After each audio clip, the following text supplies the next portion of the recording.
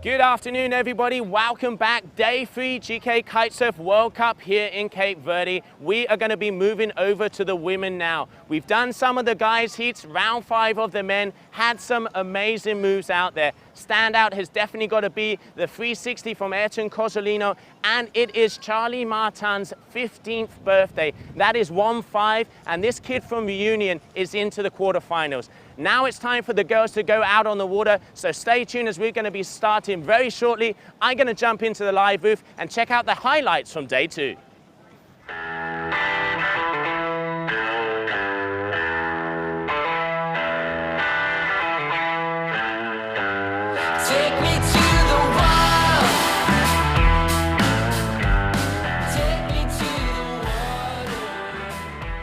Another day here in Kite Beach, day 2 of the GKA Kite-Surf World Cup here in Cape Verde. Conditions were tough.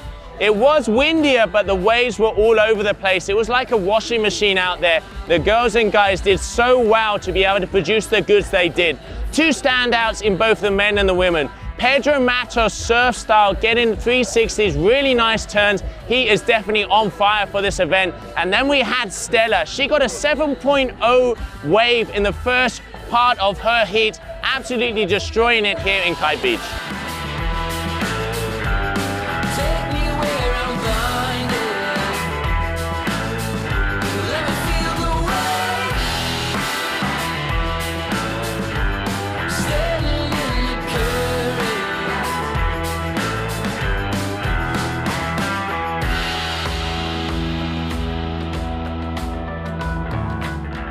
We only did round 4 of the men and women here in Kite Beach today because we are waiting for the machine, the beauty of Punta Preta to come through. There's some energy at the end of the week. We are hoping for that to come our way and close this event as it deserves.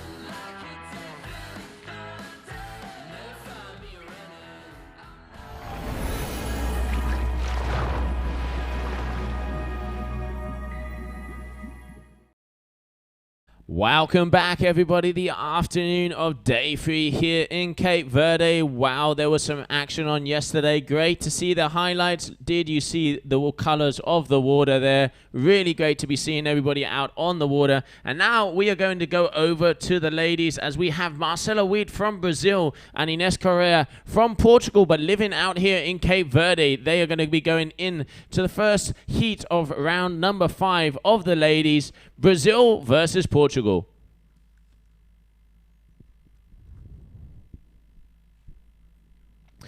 So if you're just joining us, round 3, it is 100% waves.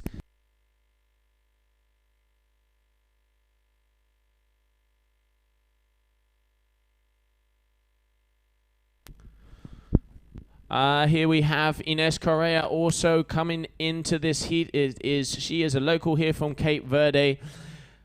Originally from Portugal, has a kite school over here. Really, really powerful rider.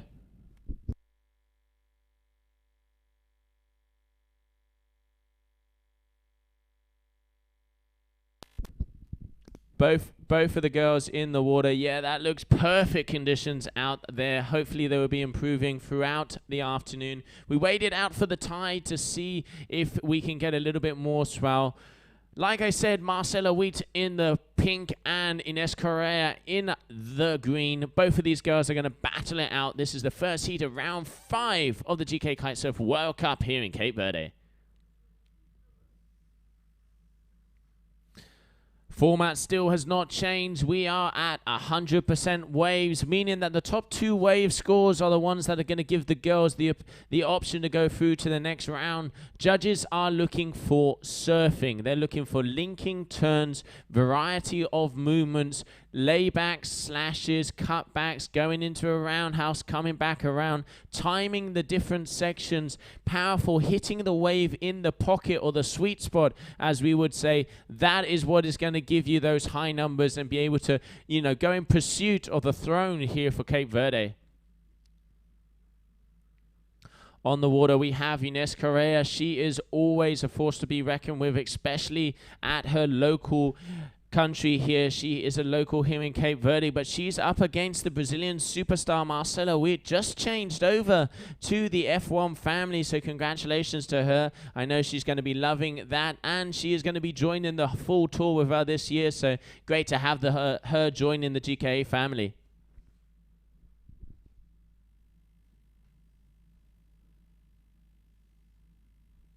In the transition period at the moment, we are going very close to the start of this heat. Heat number 1 of round 5 of the women's discipline here in Cape Verde.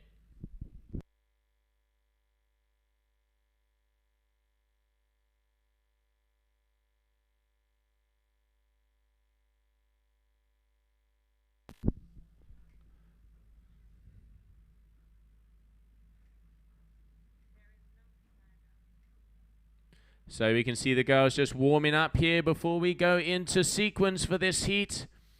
Just testing out the conditions, making sure they have everything lined up and all the things ready for them to be able to perform. Winner of this heat will be making it through to the quarterfinals. Ines Correa, Marcela Wheat on the water. We've extended the heat duration to 17 minutes due to a little lulls in between the waves. We saw at the final hits of the men of round 5 that there was a very big space in between sets. Timing and positioning are key. Selection of waves is what's going to give you the possibility to get that high scoring potential. Patience is a virtue, and both of these girls are probably going to be hanging out a little bit further out to be able to get that whole vision of where the waves are. Little mushy out there today, and the waves, there isn't a defined peak, as we would say, so you really need to be able to come in from afar to be able to get in position to be able to maximize every single detail.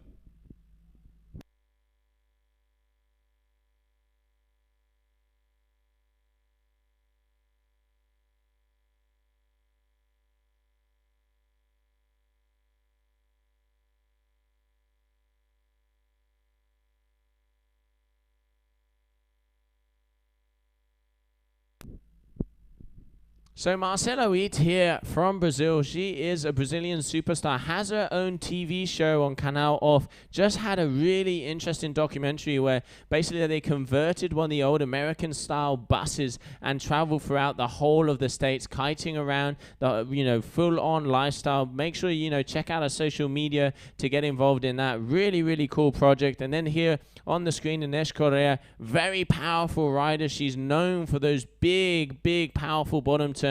Has a school here in Cape Verde, so if you're ever over this neck of the woods, get in contact with her. She can definitely show you the secrets of the island.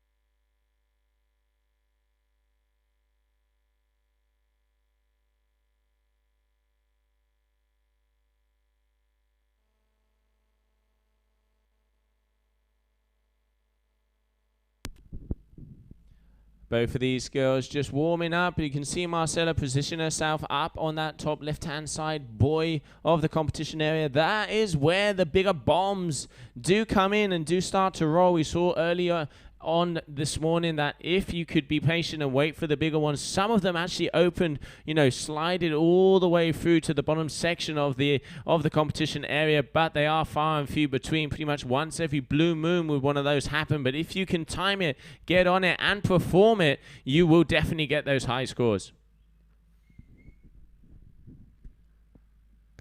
Just waiting to try and get some information in from the race office to see what is happening.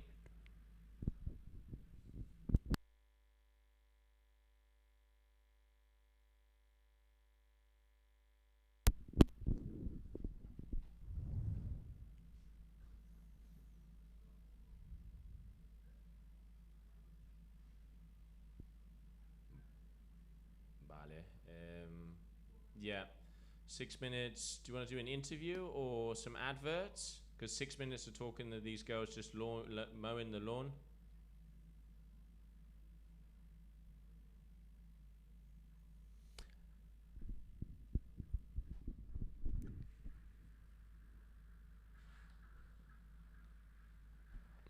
So both of these girls out there just preparing. You can see them, you know, mowing the lawn a little bit, just getting used to the conditions out there. Looks like we are just on standby as we are going to start the heat at 3 o'clock. Ines Correa and Marcela Wheat out on the water. This is going to be a very good heat. Both of these girls really powerful surfers. So bear with us as we're just going to go have some commercial breaks. Go on standby. 3 o'clock. We are starting this heat.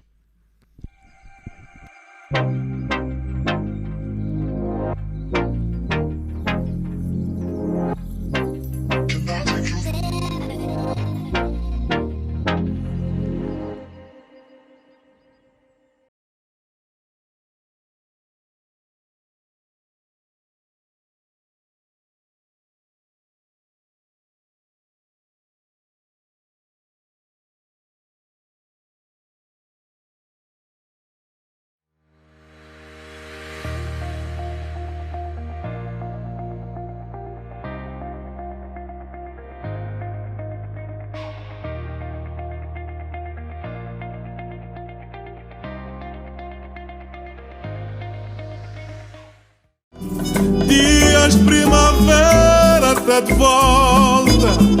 Já tinha aprendido passar lição. Já ponha medló, já me de cabeça para mais um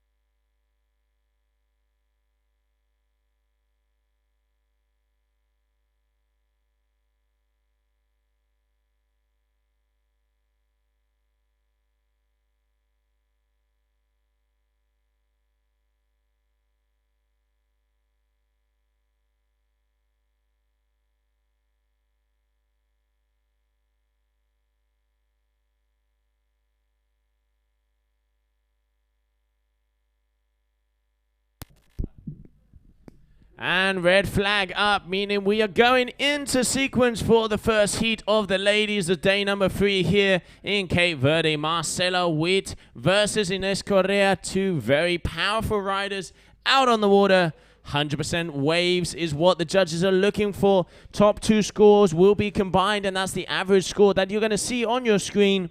Very, very talented ladies out on the water. This is going to be a very interesting heat. This far forward into the competition, to be honest, any heat can be a final, and this is definitely going to be an upset whichever way it goes.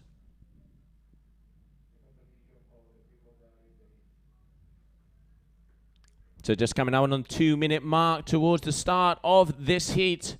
Heat number 1 of round 5 of the GKA Kite-Surf World Cup Feminine Division here in Cape Verde.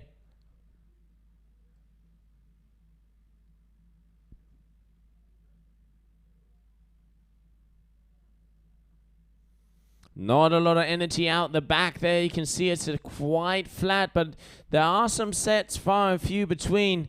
Timing and positioning is definitely going to be key in these hard conditions. It's going to be interesting to see who will prevail out of this heat.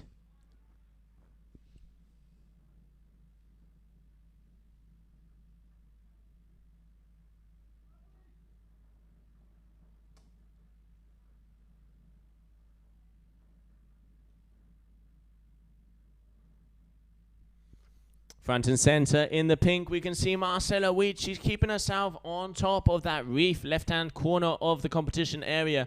Obviously been watching what the guys have been doing earlier this morning, and there is where the waves are better. You can get at least 1 or 2 hacks before that bottom section, and those, those turns are crucial if you want to get the higher scores here today.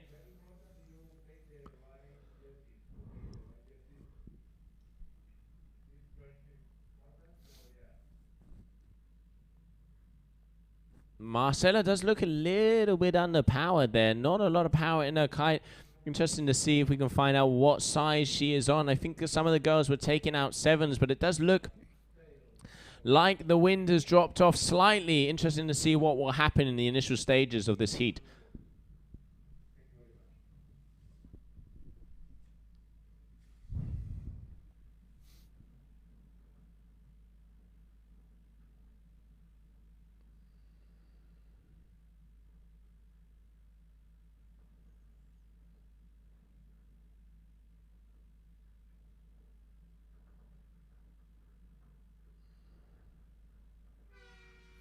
And there's the buzzer, meaning that we are going into green flag sequence for this heat number 1 on the water.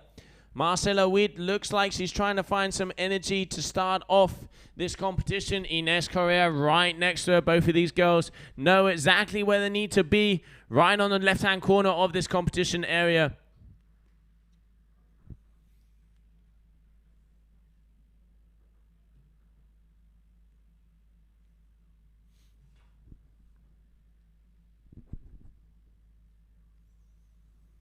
Okay, looks like Marcela might be taking off on her first wave. Let's see what she has for us here.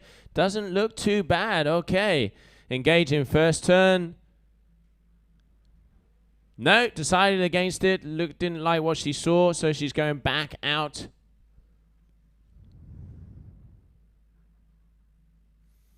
Interesting to see what Ines was doing. She went off to the left there.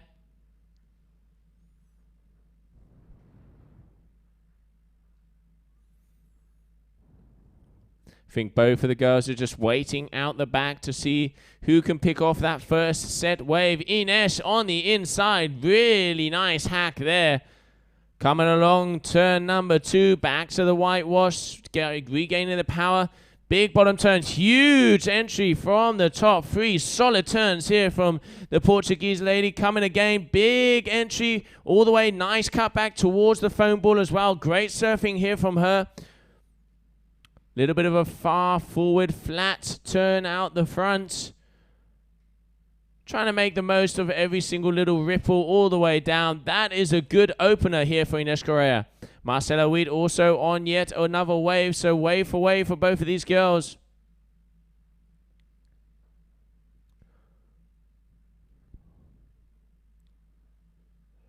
And we can see Ines going all the way out the back. She wants to try and grab another one of those. Decent score is going to be dropped for her. That was a very nice opener.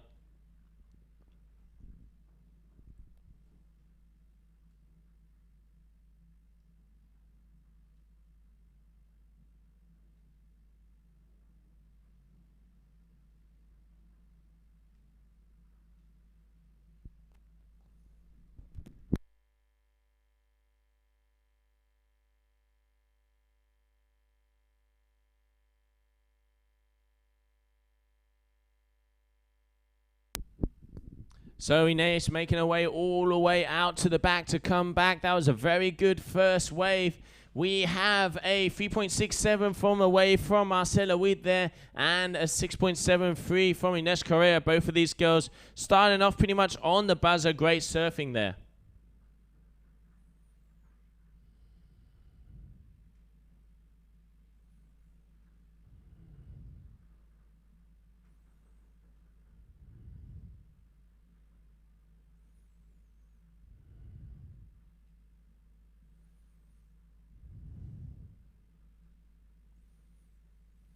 Ines turning around, didn't like what she saw. Okay, Marcela Witt coming down. Is she going to engage on this one? She's got a 3.67 on the cards already. F1 rider coming from Brazil. Does look like it's a little bit more energy out the back there. Looks like we've got a set coming towards us. Will the girls be able to take off on the wave? It's going to have to see in a few seconds.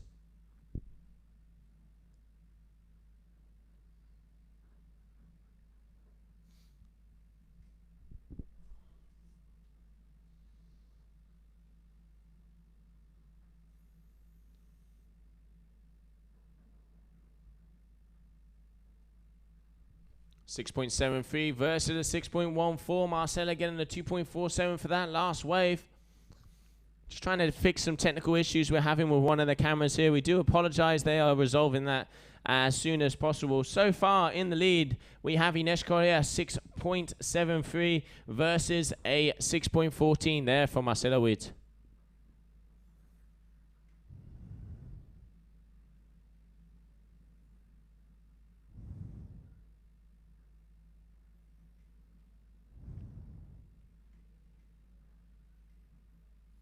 Okay, Marcela Witt coming towards us with fire. You can see that red bandit going up, down, left, right, and center through the sky here in Kite Beach.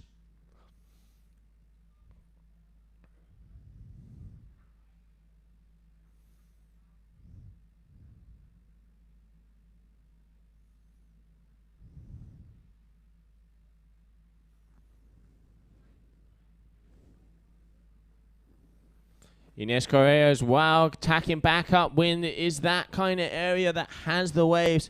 Interesting to see the different strategies these girls have. Here we have Marcela Witt. Looks like she's coming towards us. Has she seen some energy out the back?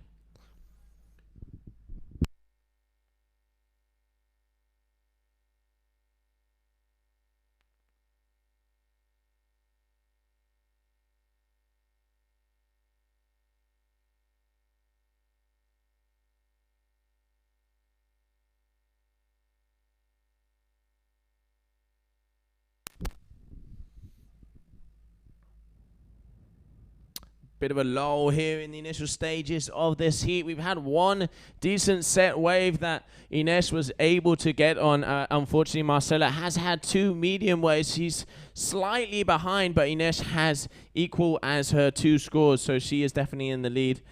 One wave for Ines, two waves for Marcela. Early days, though, over 10 minutes to go. Here we have Marcela on her first turn. Big hack off the top. Getting that kite down. Really good timing there from the Brazilian.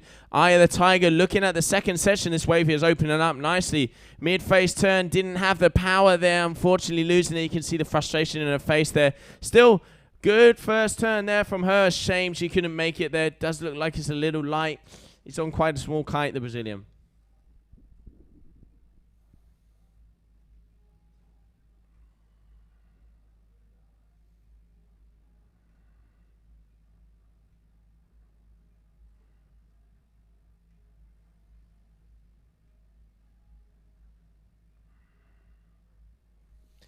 We can see Ines looping the kite. Is she going to take off on this wave? No, she isn't. So 6.73 versus a 6.70. Very close between these two ladies. Looks like Ines is picking up a swell on the outside reef. Okay, it goes bottom turn, little check turn there just to get back into the section, looping that kite around.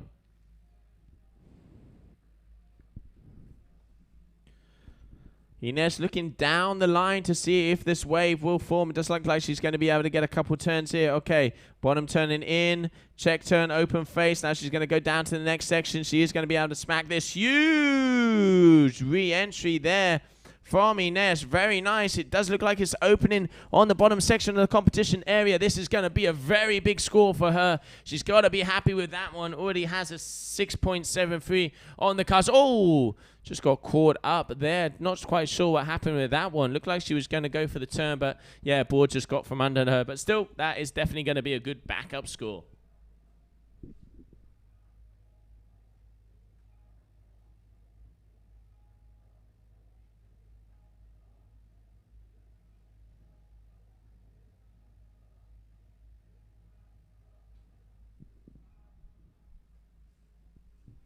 $13.70, 6.97 for that wave. Ines Correa, she is on fire.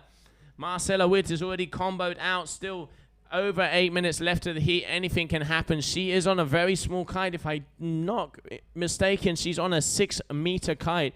So really needs to keep that kite moving if she wants to get the power. You can see sometimes in that top turn, she kind of lolls out.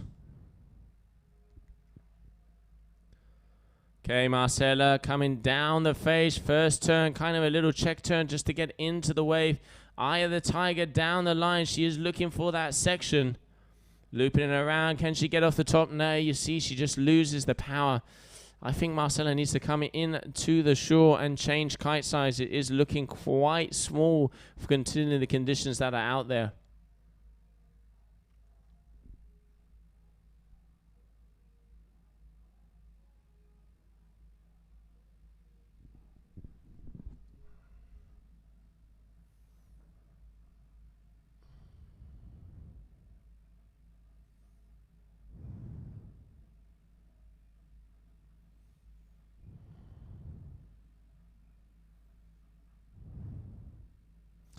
You can see both girls there, front and center on the screen. On the right, Marcela Witt with the pink lycra. On the left, Ines Correa with the green lycra.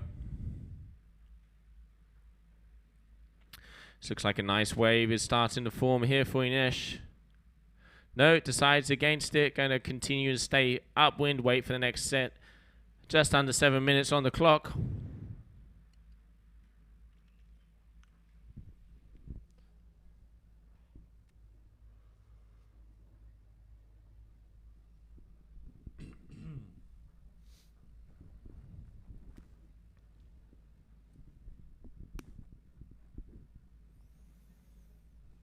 Ines turning around, coming back towards us. And then we can see Marcela on the inside.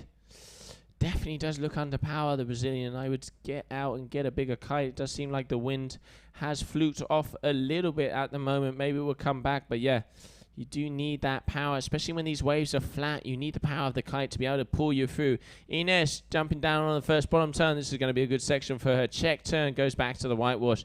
Loops that kite around, surrounding herself, getting around that first section. Big entry off of that second part of the wave. Now she's going to get a couple of check turns to be able to make it down to the inside shore break where the wave does jack up a little bit nicely. This one's actually opening up to be a very nice ride.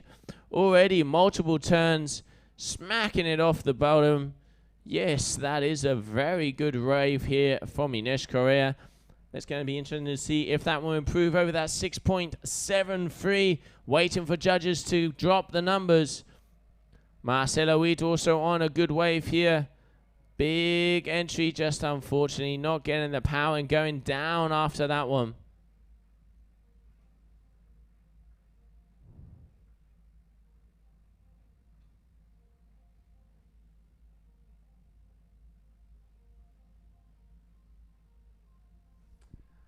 Uh, 6.13 for that last wave, so it doesn't increase on her average score, but she is in the lead with a 13.70. Ines Correa and Marcela Wheat is going to increase a little bit. She has a 4.03 for that last wave, meaning she is a 7.70 and has taken herself out of that combination situation. Now needs a 9.57 if she wants to have a chance at Ines.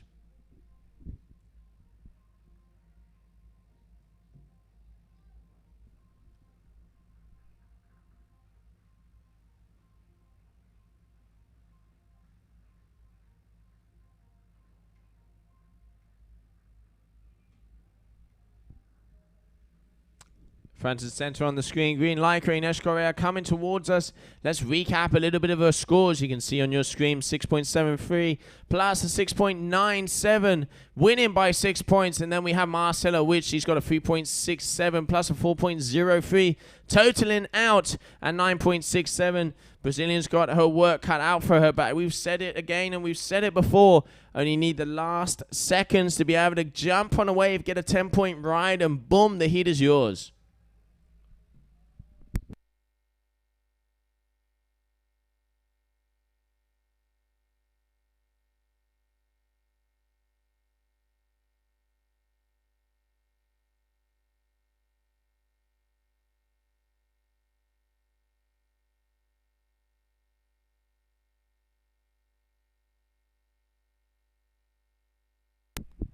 Marcela wanging her kite around, trying to get back upwind to that position. Decent sized wave behind her. She's looking at it. Will she be going for this one? No, she's decided against it. Has looked underpowered during this whole heat. Conditions are hard out there. Sometimes when it's flat, you want to be a little overpowered to be able to get through the lows in both the wind and the waves, but decided against that. But I mean, these girls know what they're doing out there. Interesting to see the different strategies. But so far, Ines Correa is in the lead with a 30.7. And we have Marcela Witt, who is front and center on your screen with the red kite in second. Medium face turn there from Marcela. We just lost that out of the side of the screen. We're going to continue there with Ines. And here we have Marcela joining. So she had a good first turn. How's the second one? Medium check turn, still sticking to the mid section of the wave. The judges are going to want to see them going all the way to the top, connecting, spraying that tail and coming back down, linking it into the next turn. If you want to get the big scores, check turn there one more time. Very busy, the Brazilian. She does go all the way back to the whitewater. Very talented surfer. And unfortunately getting pulled over the front edge of her board, losing that from under her feet. Still good surfing there from her, but I doubt that's going to increase her overall average.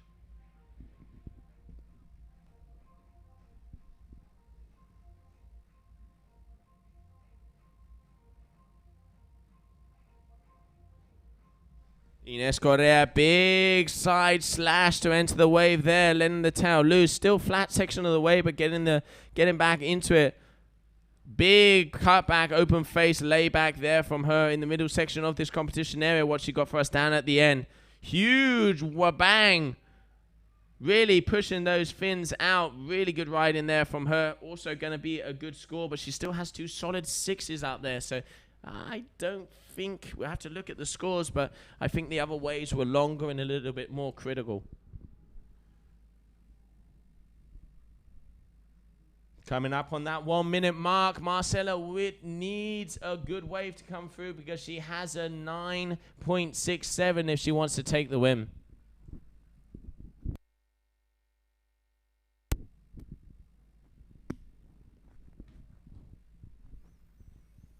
Okay, entering on a wave, a little bit of a hack there, keeping the position, getting back to that whitewash. Big layback from her. She wants to get that kite down to see if she can continue on this wave. Unfortunately not. She knows it is a very hard task she has in front of her. She needs a set wave due to the fact that it's an 8.97 that she needs to be able to take the win. Will she talk to the ocean? Will that come out? Ines has priorities, so she might, strategize and try and take off the first one. Not seeing too much energy out the back for Marcela to be able to continue through. 14 seconds left in this heat. Marcela deciding to take this inside roller. Not much else you can do. Okay, big turn. This one will count. Oh, big bang off the middle section of the wave. Just unfortunately is not opening out on the bottom. So Marcela Witt, unfortunately, is not going to be going through to the next round because this lady front and center on your screen is unstoppable at the moment. So yeah, round of applause for Marcela and a big congratulations to Ines Correa. So with moves like that, she's going through to the next round.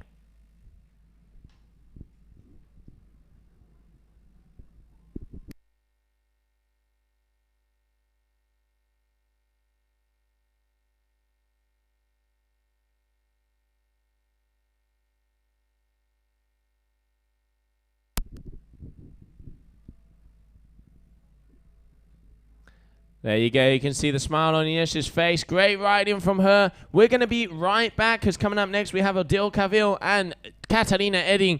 But before we go into that action, we're going to have a short commercial break.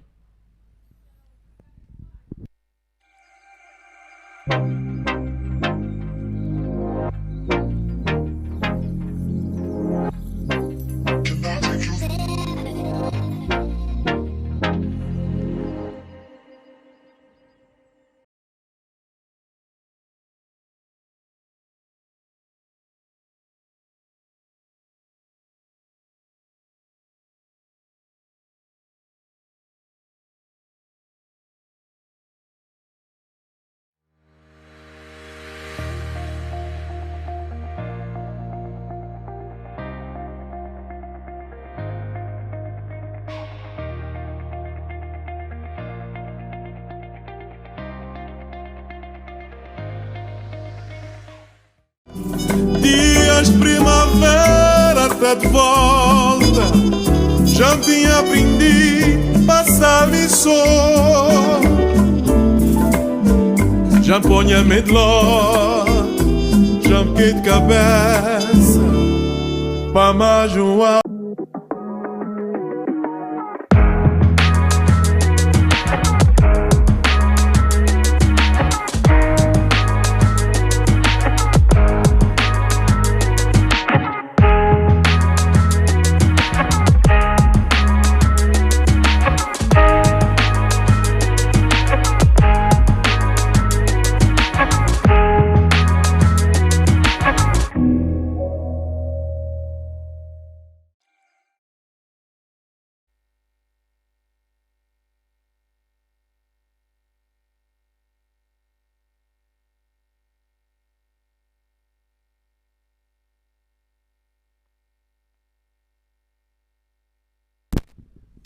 Good view there of the kite beach here in the island of Sao. Everybody getting down to the beach, getting ready. The women are on the water. I know I can see Gemma, beach reporter down there. She's trying to flag Marcela Witt in. Marcela very excited. Unfortunately, wasn't able to get through to the next round. So we were going to have an interview on the beach with Ines.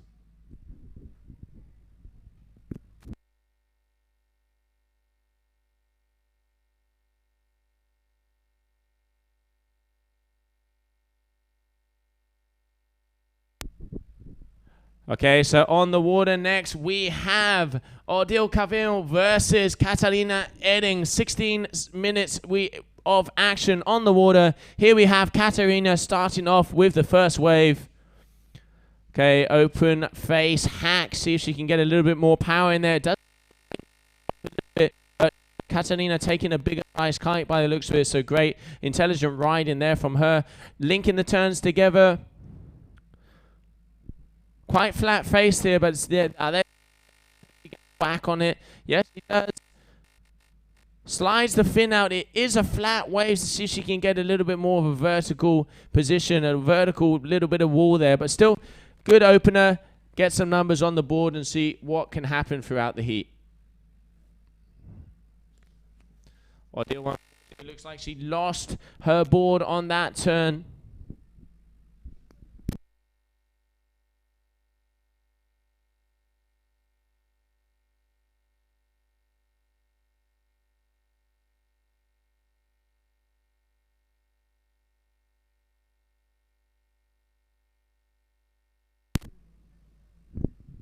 Okay, Kata on the way out. We can see Odile as well. Both of them going out to the back. It looks like Catalina has the upper hand at the moment. She has a 3.57 versus a 1.57 from Odile Cavil. Early days in the heat. Odile actually lives here 10 months of the year. Catalina coming all the way from Sweden, does do a lot of traveling. Two very talented riders on the water. And talking about local talent, we have Ines Correa with the win of that last heat down on the beach with Gemma. Nice to find Ines. Did you have a good heat there, Ines? Did you enjoy yourself? Did you enjoy the conditions? Yeah, I was a bit nervous because in the beginning of the winds, the winds drop a bit, and I was a bit underpowered with my 7. So I start with a good wave. I start to felt more comfortable. Yeah. And then I saw Marcela took big ones. I was like, oh my God, what's gonna happen? But yeah, the waves are quite good. The wind's super light, but still okay. Advancing to the next round, do you feel confident in getting through to the finals at this event? Yeah, especially because next day Ponta Preta maybe can happen. Let's cross fingers. And I really like Ponta Preta. For me is the best spot in the world. So. And also you must be very familiar with it, living a lot of the year here. Is it one of your most comfortable places for riding? Yeah, Ponta Preta for sure. Kite Beach, no, because I'm escaping from Kite Beach all winter. So then hopefully we will move to Ponta Preta soon. Yeah, please. That's perfect. Would you like to send a message to the people who are watching back from home? Yeah, obrigada a toda a gente que está a ver. As condições estão um pouco difíceis e acho que isto é pouco castigo de fugir todo o inverno de Kite Beach e treinar muito em Ponta Preta, mas vamos torcer todos pela final ser em Ponta Preta, por favor. Thank you very much, Ines, and good luck for your next heat. Thank you. Thank you. Back to Joe. Thank you. Thank you, girls. Great work. Congratulations there, Ines. Awesome riding. And there we can see going out to the back, we have Odile Cavil. She is making her way to try and go a bit further upwind. At the moment, they are trading move for move out there. Odile has a very nice 4.03 on the last wave. And then we can see that Catalina has a 3.57 and a 2.50. Early days in the heat, 12.5 minutes left. This is a 17-minute heat, 3-minute transition. 100% wave format. Top 2 waves count. Judges are looking for surfing, critical positioning, hitting the wave in the sweet spot, fluidity, joining maneuvers, all of these different aspects, dotting the I's, crossing the T's. That's what's going to give you the numbers to go through to the next rounds.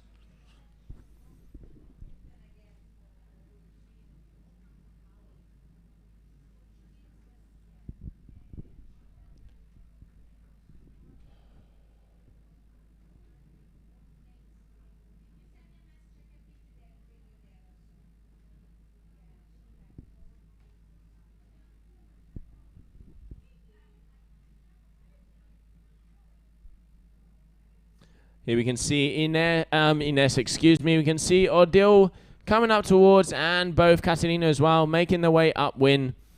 Both of them know that this is the section where the waves will start to build, and it looks like Catalina taking off on a nice wave here. What's she got for us? Big hack. Oh, goes down after that wave. Hopefully that won't be in the way of Catalina because she was on surfing a little bit of a swell there. Here she is coming down. Kata, double bottom pump. She's a little bit of a foam ride there. Back to the foam ball, trying to get that power, utilizing the power of the wave. Judges are scoring that you do surf the wave and you're not just whamming your kite from one side to the other. Need to do a little bit more selection to get the bigger ones here, but still Catalina keeping herself busy, going to try and improve on that 2.5 average of that second backup wave.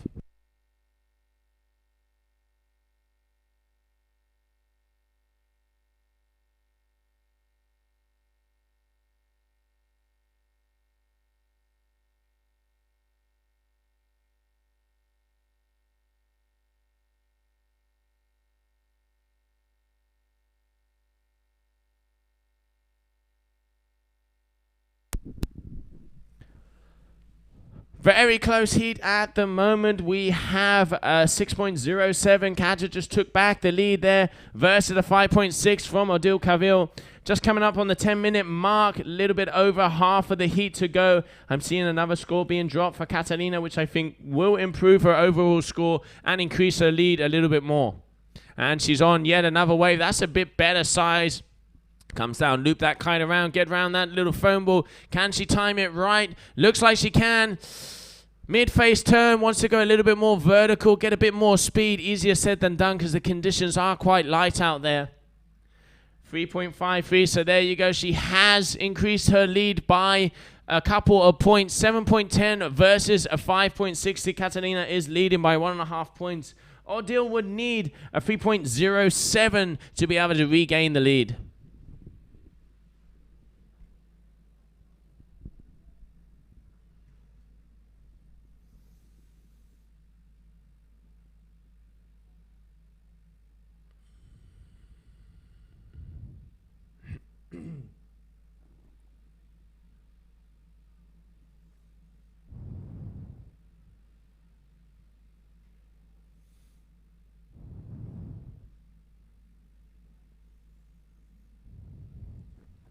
You can see Odile making her way out to the back. Bit of a lull in the sets in between the middle sections of these waves. Really does take its time. Once every blue moon, we have a set come through. Conditions are very tough out there. Only doing round 5 of the ladies today. The decider, the winner of these heats will be going through to the quarterfinals. And what we're going to do is we're going to wait it out because it does look like there's some energy coming on the satellite. And hopefully we can have Punta Preta firing and end the GKA Kite-Surf World Cup here in Cape Verde where the kings and queens are made.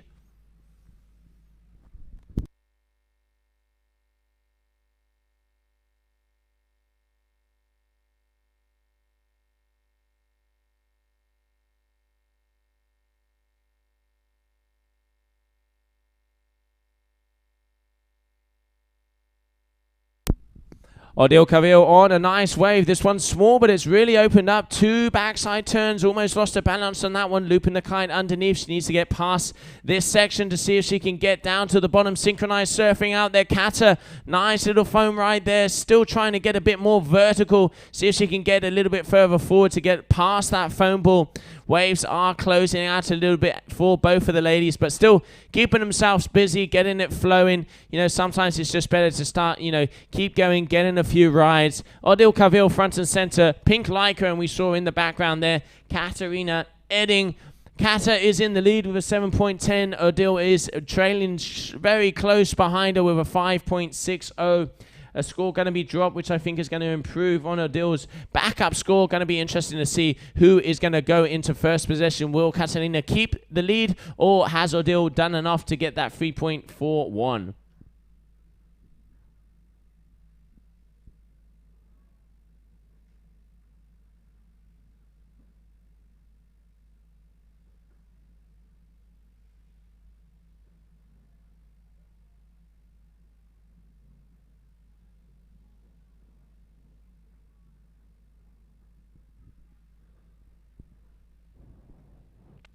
And a 3.07, so not quite doing enough to take the lead, but getting very close. Odile Cavil there. 6.5 minutes on the clock. This is as tight as it gets. Just coming to the meridian, a little bit past the meridian point of this heat. Still action. Hopefully Poseidon will give us a little bit more waves out there. It is quite flat at the moment. The girls are really having to mix it up and scavenge out in the shore break to try and get some turns. Hopefully as the tide comes in, waves will increase. This is one of the reasons that after this round, we are going to be waiting to see if Punta Preta starts firing.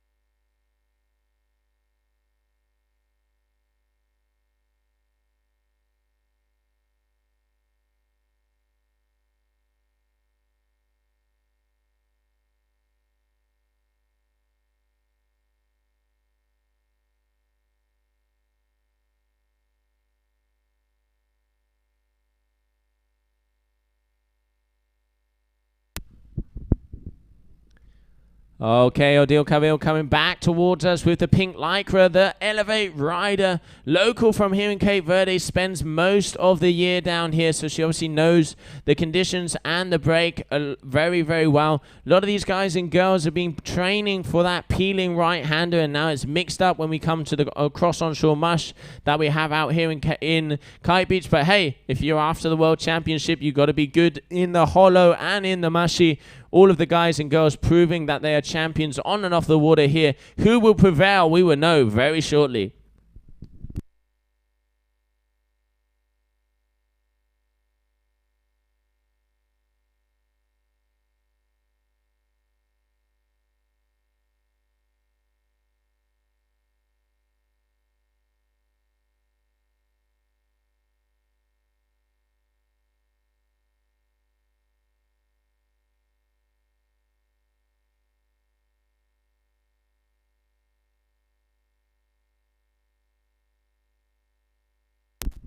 Looks like Kata is trying to pick off an inside mushy short break wave here.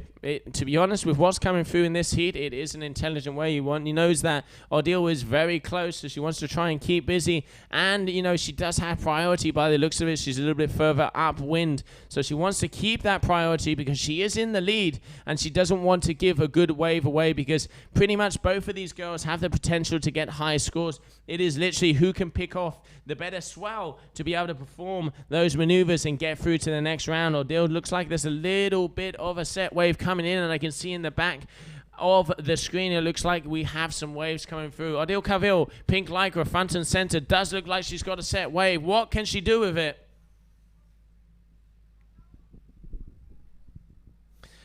Eyeing up the down section. Okay, it looks like unfortunately it's closed down in front of her and she has gone down. Let's see if Catalina can make something of the one behind us. I can see her looking around to see which one to take. Okay, Kata deciding on that wave there. Oh, looks like unfortunately Odile was a little bit in the way due to the fact that it fell off. Not a lot she can do about that. Kata, check turn there. This is looking like a better section. Can she time it? She's almost there. Yeah, okay. A little bit of a schmacker off the middle. Balancing out on the white water. Being able to hold it together. Looping the kite around. See if she can get down to the bottom section of this wave. This is turn number 2. Mid-face turn quite flat. This is when the wave does really lose power. And we can see Odile trying to get the same. Both of these girls having quite a small wave there. Odile backside, Catalina front side. Small waves out there. Very tough conditions for both these competitors. Both of them doing a very good job of maximizing the cross-onshore match that we have here during this heat. Just over 2 minutes left.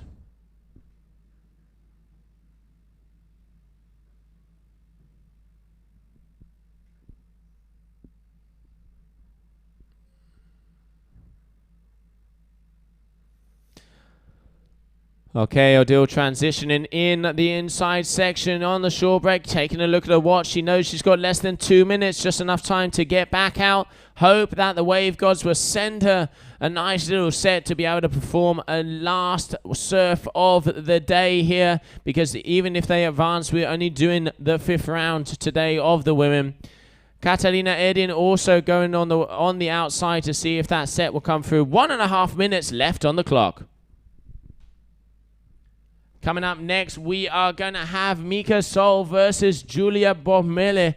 Both of these girls going out. We will have Mika in the green and Julia in the pink. Mika winning the strapless event that we had in Praia. She is our current freestyle twin tip world champion, 15 years of age. So much talent to this young lady, and now getting into the waves as well. Force to be reckoned with, hasn't had much experience in the surf, but really proving a point here. Going to be interesting to see how she ends up in this competition. Always dangerous in the water. You know, very, very good water woman, and great to see her here in the first event of the year on the strapless kitesurf tour.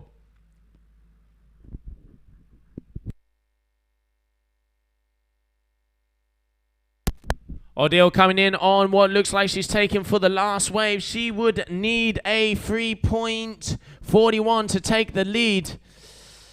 Half steals there on that first section. Didn't really open up for her. Very underpowered, not really surfing the wave, only being able to get forward on it. And here we can see Catalina a little bit too far back, only kind of going on the white wall. That's a good turn, a better turn then. Mid-face hack. Unfortunately, lets the tail loose, but just loses the fins out there. Very hard to perform those maneuvers on the flats. Just waiting for that last score from Odile to come down, but I'm not sure if it's going to be enough. I don't think it's going to be over the 3.41 from what I am seeing from the judges. We'll confirm that very shortly.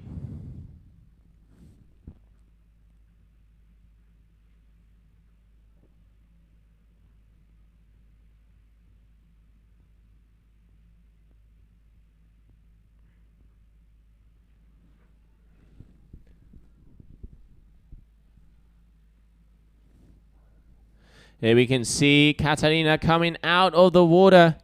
Has a smile on her face. Has she done enough? Just waiting for a last score to be dropped there from Odile. We'll get some information and see how that heat went for her. Coming up next, as I said, we have Julia Botmeri versus Michaela So coming in the next heat.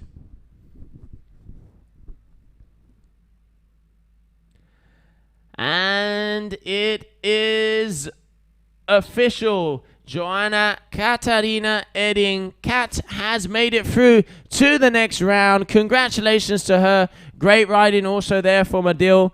We will see how Kat felt about their hard conditions, but kept it together, kept herself busy. Really good riding there from her. Congratulations.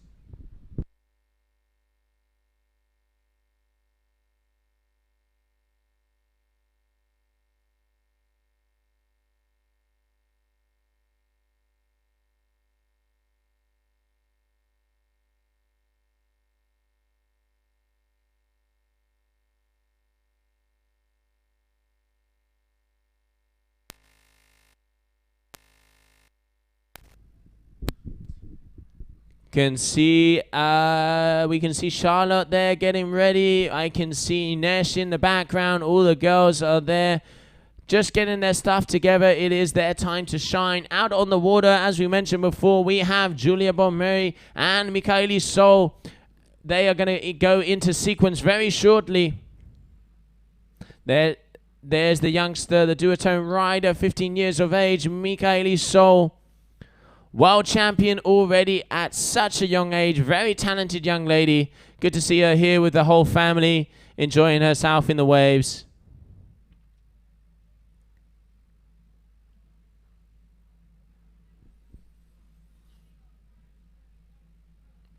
And there we can see both the girls going out to the back as we're getting close to that end of that transition time and the start of the action. But going down to the beach, I can see Gemma has Kata in the booth. Hi, Kata.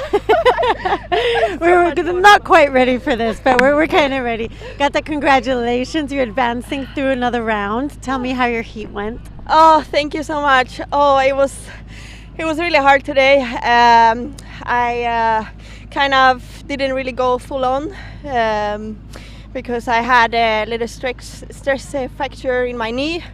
So I was kind of holding back quite a lot, and I was really nervous the whole heat. And I know that this is Odile's home spot, and she's riding always really good. So I was of course nervous to be up against her because I knew she was gonna do well. And anyway, I'm happy to be here and happy to move forward. Good job. What is your trick to staying calm during a heat, before your heat? What's your preparation?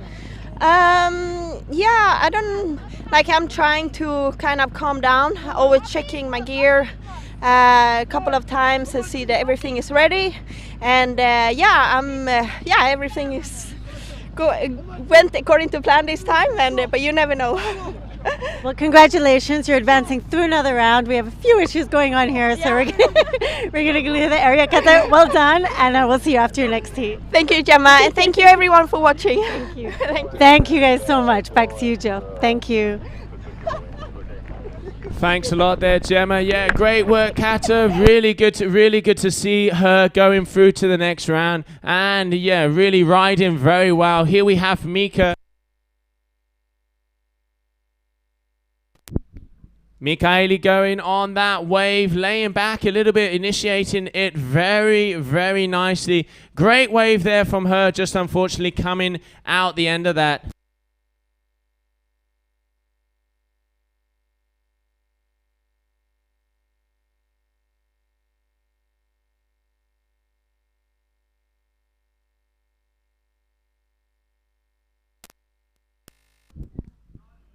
Okay, so Mika opening up with that 2.53. See how she does here. Julia was riding very nicely before. Let's see if she can keep it up in this round.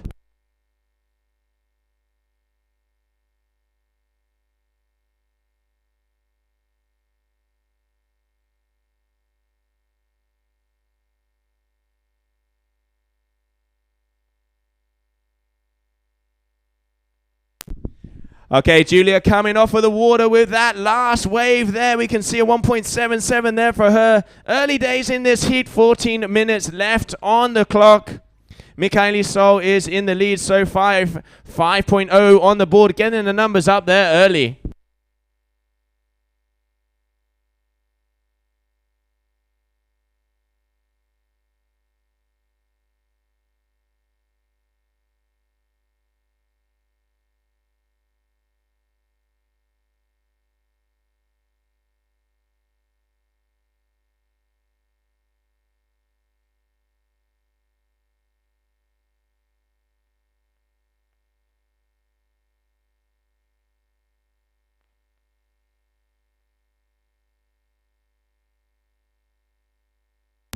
Okay, both of the girls going out the back to see if they can come further towards the left-hand corner of the competition area where the waves are starting to form.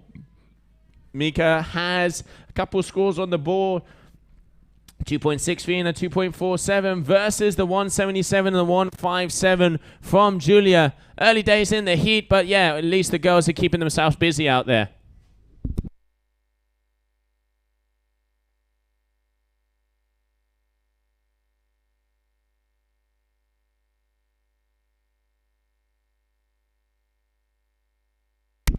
Mika taking off on an outside roller. Very nice first turn.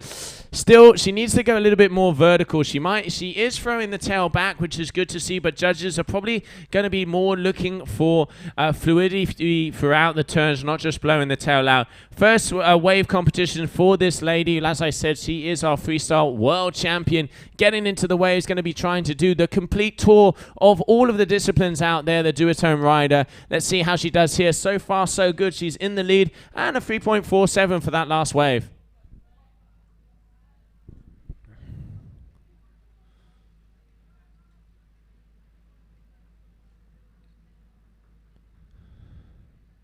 Okay, Julia also tacking back out, trying to stay on the top left-hand corner of this competition area to see if she can scavenge some of those set waves.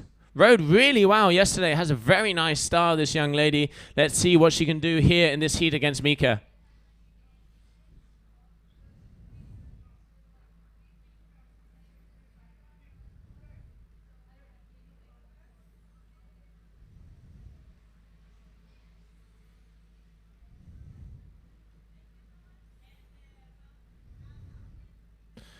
Okay, looks like Mika's going to take off on a wave on the inside there. You can see her with the green lycra, looping the kite around. Okay, she has got that turn in the back, but she wants to go more vertical with that. She is kind of just sliding out the tail. Still good to get the ones in, looking to stay closer, a little bit closer to the pocket. Getting around the section, still three hacks on the board. Good riding here from the young Brazilian. Has, you know, really good wave selection. This one is opening up nicely for her. Better turn there. Good keeping it together on the landing. Going to have a smile for that one. Okay, here we see Julia coming down backside. Let's see, she's going around that first section. Bit too far forward. Front out in front of the white water. Wants to try and get back onto that face. RRD rider. Okay, a little bit better there. Trying to get a bit of more power. Putting that kite around. Looks like this section could be a good one. Okay, nice turn. Wave's very flat. Good work just to be able to get that on the wave. And another turn there. Nice wave here for Julia. Yeah, milking that little mushy one on the inside. Let's see how the judges score that. So far, we have a nice score there for Mika. She got 4 good turns, and the judges are rewarding it. 4.57 there for Michaeli Sol. Looking like 3.0 ride for that last one from Julia. She's starting to come up. 10 minutes left on the clock.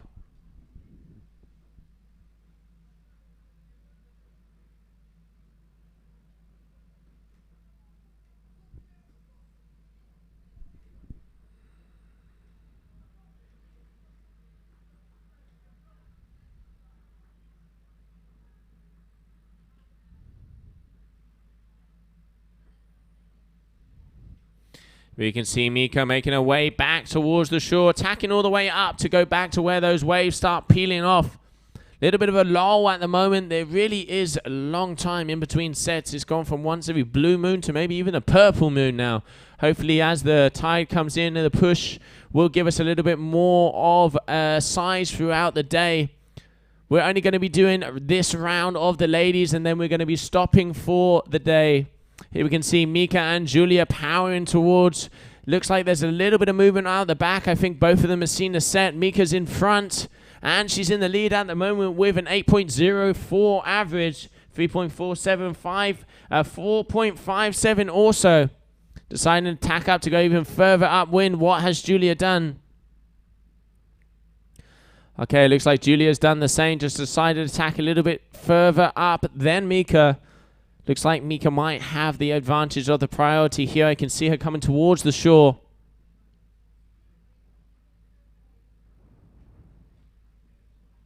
Is Mika deciding to take off on this wave? She's looking at it. Yep, she is. Okay, looping the kite around, going off the top. Big smack there. Much better, but that was a much better turn there for Mika. Good wave selection. She really is hitting the wave in the right point. Okay, a little bit further out on the shoulder for that one, but allows her to be able to link up with this section here very nicely. Great timing. Good hit there for Mika. Good wave selection, good timing. Young Brazilian definitely has the skills on the surfing and is only going to get better because she hasn't been doing this discipline for a long time. So yeah, there we can see that's going to be another good score for the youngster. Julia coming in on what seems like a nice wave, but unfortunately I think she got caught up on the bump there. Yep, and unfortunately gone down. She's going to have to wait for the net set to come.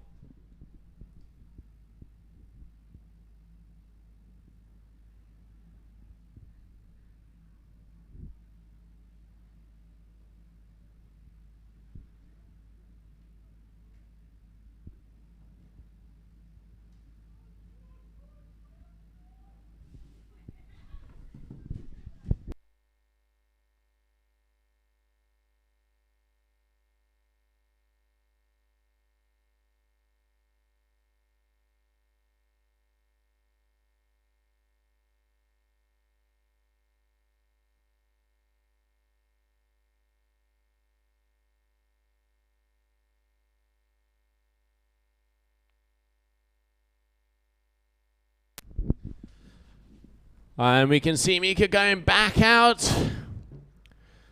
Very big lull here in the middle section. It seems like there's always a couple of sets. Then there's a bigger kind of lull section in the middle of the heats. And then we get a couple of sets at the end. Periods obviously not very high. We are trying to see if the tide will help us out and push. But Mika's improved a little bit more. She's got a 4.57 and a 4.00. Julia has a good 3 on there with a 1.77. She's going to be looking to increase that. She would need a 5.64 if she wanted to take the lead. That looks like a nice wave, opening up really nicely. Can she make it around that foam ball? Still, she turns a little bit too far out in front of the wave. The judges are going to be deducting point. Has a nice style. I really like how she... that tail. Oh, that kite is going. The kite has gone down in the waves. Unfortunately, just losing control there.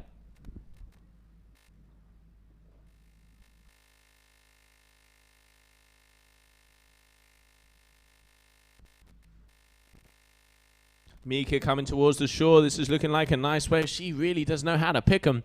Looping the kite around. Okay, off the top. Great timing. A little bit mid-face on that one. Still good wave. She's going back to the foam ball now. She's going to get that second section. Oh, top. Perfect timing from the young Brazilian. That's a big hack there. Okay, turn number 3. She's waiting to see as the wave starts to reform on that little inside reef. And one more turn again. Very good ride in here from the young Brazilian.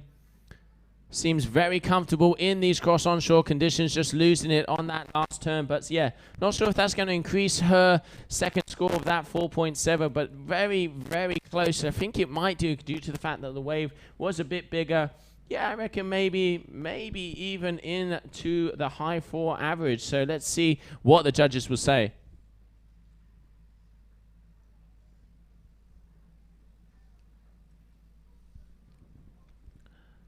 And we can see a 4.27 coming up on the cards for Mikaeli there. So she makes her lead a little bit more prominent, 8.84. Didn't look too happy about something on the beach there, trying to say something to her caddy. Here we have Julia, who at the moment would need a 5.84 to take the lead. 1.77 and a 3.0 score is what she has on the cards. Having a little bit more difficulty in the middle of the heat to get some rides, but I really do like the style of this girl. Mid-face hack there. This wave is opening up nicely to see what she can do with it. Good bottom turn. Come on, get it off the top. Better turn there. Let's see if she can link it up with turn number 3. Get around that section.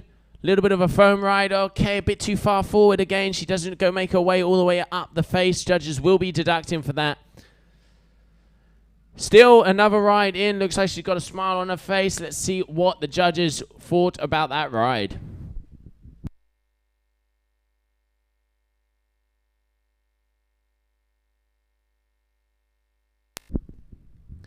Mika with yet another big hack on the middle section of that little inside roller. Not going to be as big score as the other one, just keeping herself busy.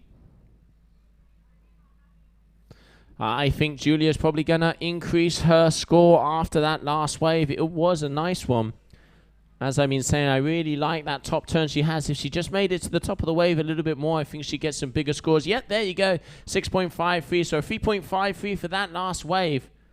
Getting herself a lot closer. She would need a 5.31 if she wanted to take the lead.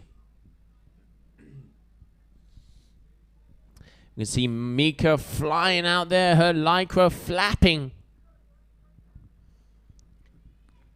2.5 minutes left on the clock.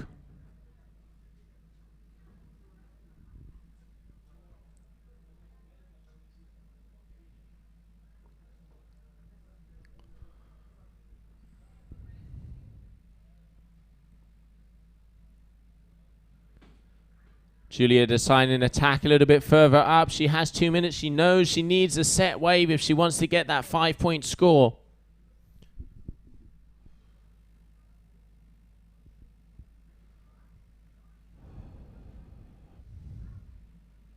Okay, Mika yet again timing it very well to get onto one of the set waves. Big layback. Didn't quite get as clean as she wanted to, but was able to keep it together very well. Bottom turning in. She's probably looking at her watch to see what she can do here. Maybe yet she's decided, looked at the wave, saw that it wasn't a potential score. So she's going to make her way back up and try and get one more wave in this heat.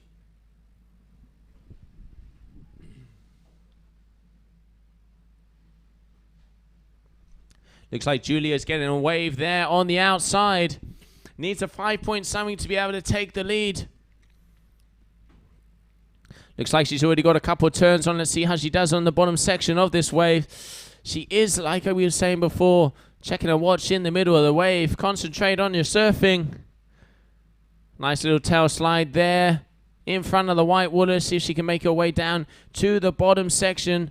No, she's going to go back out. See what kind of score. We missed the first 2 turns, unfortunately, of that wave. Did look like she had a good bit of momentum.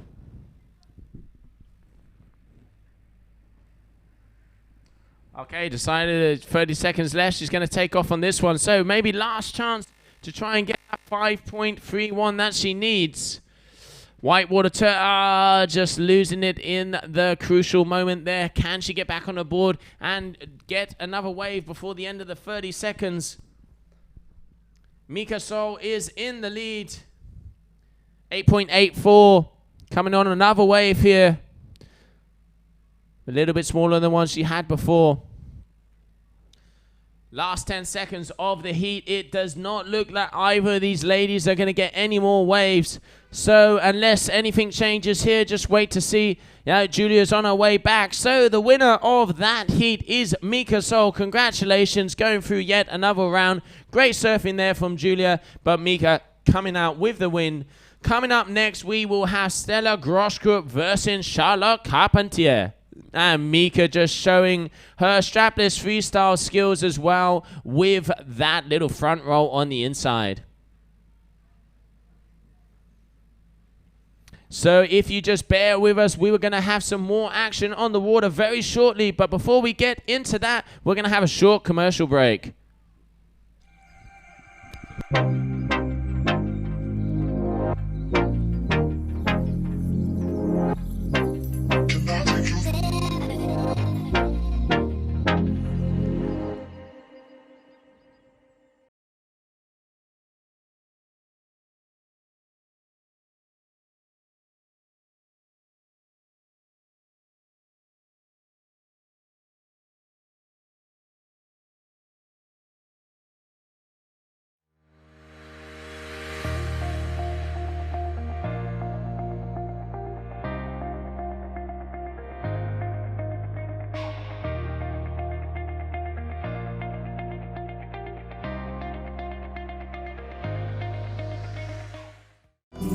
Dias primavera até de volta. Já tinha aprendido passar lição. Já ponha medló. Já me de cabeça. Pra mais uma.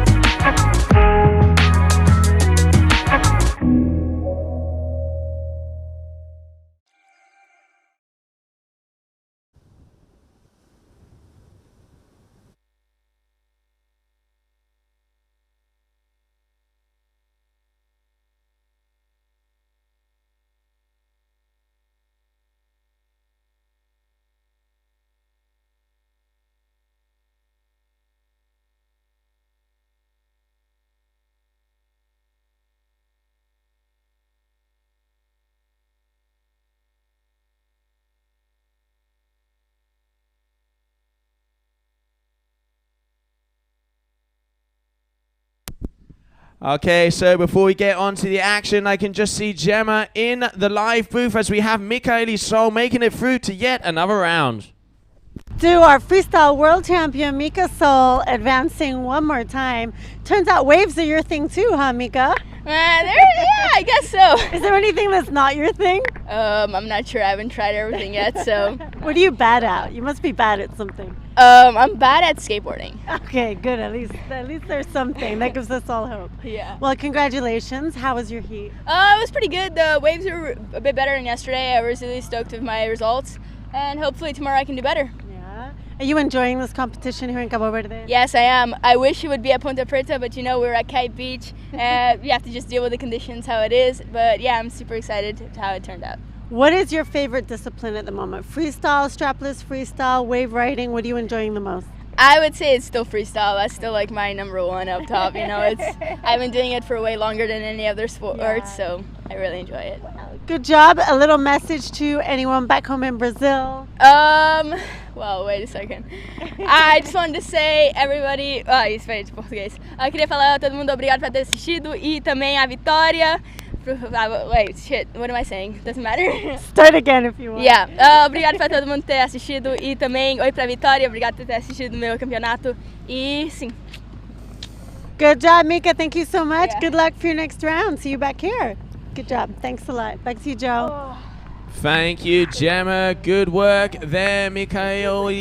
She was absolutely killing it there, Mika. Very talented young lady. And talking about talent on the water, we have Charlotte Carpentier and Stella Groschub. Stella really surprising us yesterday, getting some huge hits out on the water. Charlotte Carpentier already dropping a very decent score of a 4.27.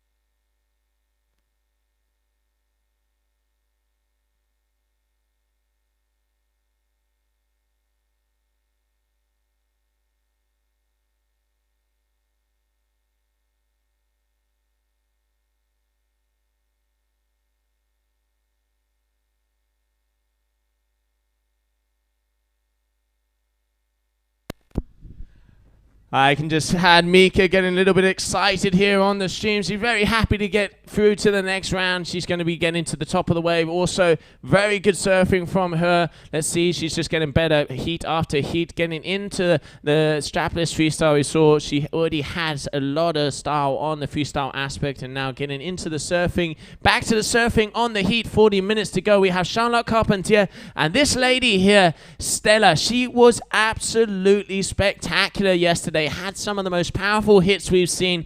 Having a little bit of a trouble in the initial stages of this heat, but she really does flow through the waves that you can see, just keeping the speed up into, had a little bit of a caught up on that bottom turn there, but she's got a smile, knows that she's, getting into the initial stages of this heat. She has a 3.8 on the board. Charlotte Carpentier has her 4.27, and let's see this hit there.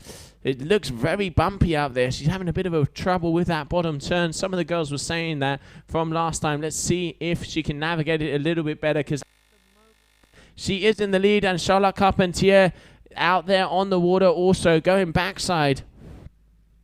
So Stella has gone into the lead. She has a 6.70 average, a 2.9 for that last ride. And I know there's a wave from Charlotte as well. Let's see if they go back and forward.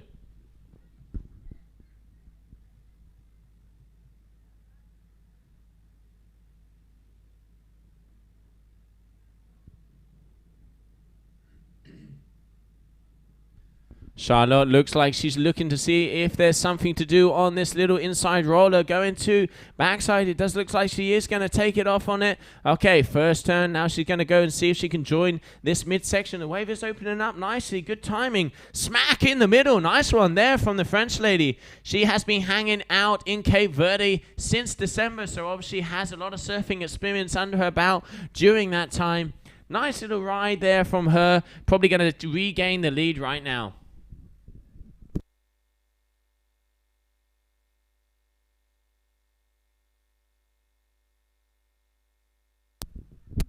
Here we can see Stella one more time dropping in. She's got a check turn. That's check turn number 2. Looks like this section is going a bit further. It's just, again, not as much speed as we saw. Can she make it up on this turn? Yep, good timing. Boom! Straight off the...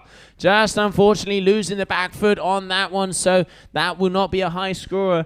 At the moment, we have Charlotte Carpentier in the lead as she had a 5.27 for that last wave. Good riding there from the French lady. And now coming up, we have Stella, who I don't think will increase over the score. Maybe get a little bit better backup score, but yeah, early days in the heat. 11 minutes, 30 seconds on the clock.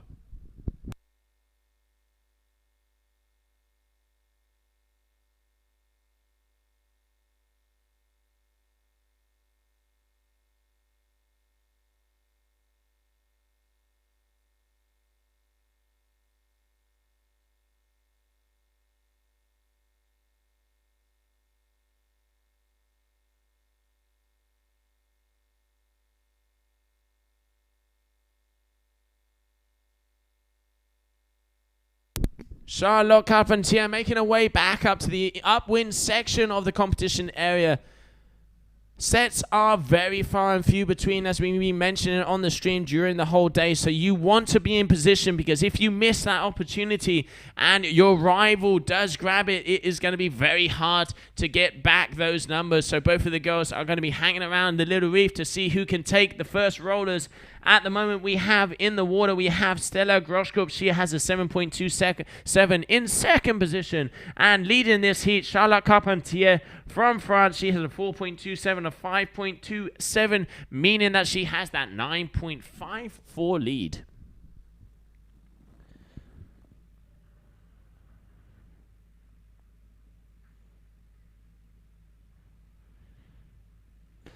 Both of these girls on core kites, so teammates out on the water, friends on the sand, but when it comes to getting into the ocean, it is war. Both of these girls want to go through to the future rounds. Here we have Stella engaging in the first bottom turn. Good timing there off the foam, nice throw of the tail. Lining up for that second one. Good speed. Better turn there. Kept it together. Can she do? Oh, no. Spoke a little bit too soon. Unfortunately, just lost it. And Charlotte also losing it. Sometimes when it's so flat, it's hard to get that rail back when you've really whipped it around. Those are the risks you have to take to be able to try and get the top points here. So far, we have Charlotte in the lead.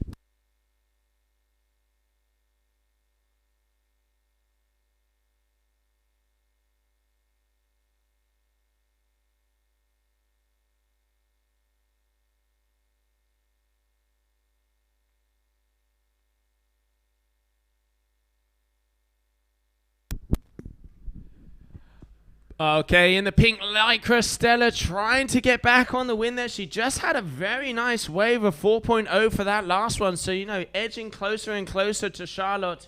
So Charlotte's going to have to look out. This looks like it's turning into a nice roller. Left-hander coming in from the top side of the competition area. Turn number one. Boom, off the top. Good bottom turn. Check turn there. Trying to go down the line, if we can call that small wave a line. Down the mush. Big smack off the ends, trying to maximize. I mean, it is very hard conditions out there. Once again, selection is key. We saw Mika doing a very good job of getting the right waves in the last heat. Charlotte did the same. The first two waves she took were two bigger waves, meaning that she got those higher scores. But it does look like Stella is going to improve on her backup score. It's going to be very close now. 8.60 versus a 9.54, so Stella would need a 4.95 to take the lead. Charlotte has a 0.94 advantage. Experience on her hand at the moment. The French lady riding for core. Okay, now she's mixing it up, going backside. She's seen this little ripple. What she got for us here? First turn. Smack off the white water, going down. Very hard conditions out there. The wave just completely disappears. You've pretty much got one or two hits, and that's it. So really have to make sure you get the wave in the right position. And Charlotte just going head over heels, unfortunately getting caught up in the white water.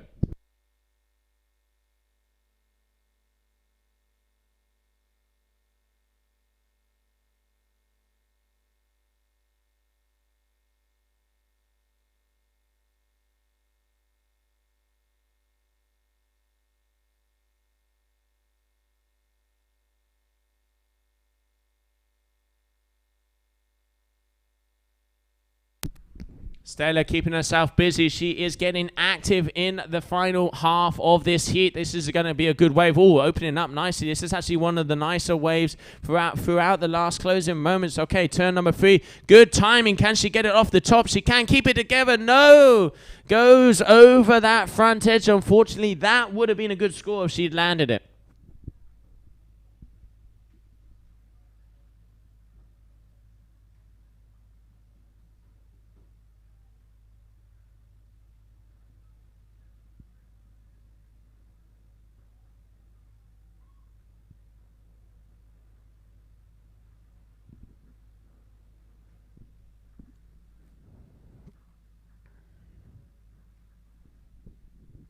Charlotte Carpentier making her way out the back. 6 minutes left on the clock. Now the girls are very, very close. Stella knows she needs to get a big score if she wants to get that 4.95, but the waves are very short and few between, so she's going to have to wait it out. Be patient and hope for the ocean to send something her way.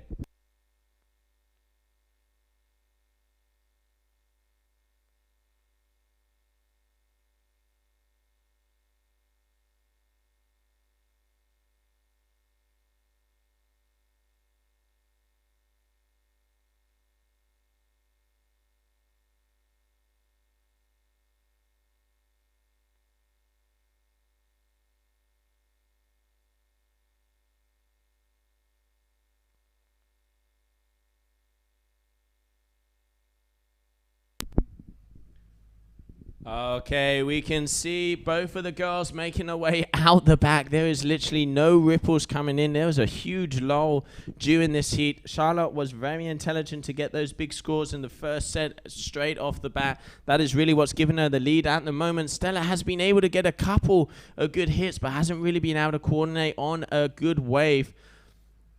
A little bit of energy now. Okay, first check turn, flat section. Keep the speed, go for the next big, no, again, going down the line, letting go the bar. Trying to go back, will she be able to get this vertical section? I think she's gone a little bit too far back. Okay, turn, that's a better turn, and just keeps getting caught up on that inside, losing that front edge, so you know that will not be the score that gives her the lead so far.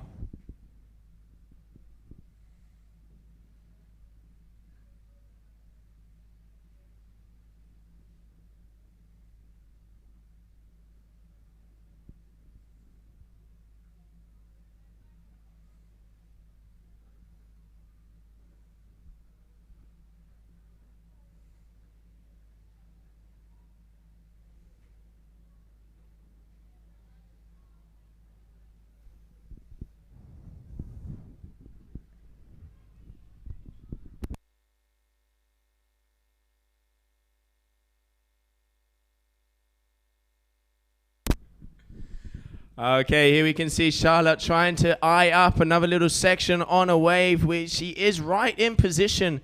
But as we've been saying, the swell has dropped a lot. There's a nice, it really just pick up right on that reef, but then it dies out on the end. Is she going to be able to go forward on this one? Doesn't look like it, but she is comfortably in the lead at the moment. Okay, again, going over that front edge. Both of these girls having problems staying on their board in the initial stages of these heats. Here we can see Stella turning. She got a first turn checked her, but the wave completely disappears. Starting to get frustrating out there.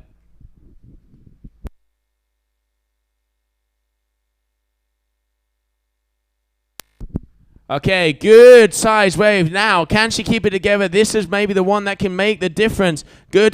Keep it together. Don't fall off. Keeping the balance. It is very bumpy up there. You can really see when they come on that bottom turn, it is wishy-washy. Washing machine out there, and it does completely throw them off balance. She would need a 4.93 to be able to take the lead. I don't think she's going to get that with that last one. So still 2.5 minutes on the clock. Charlotte Carpentier still in the lead.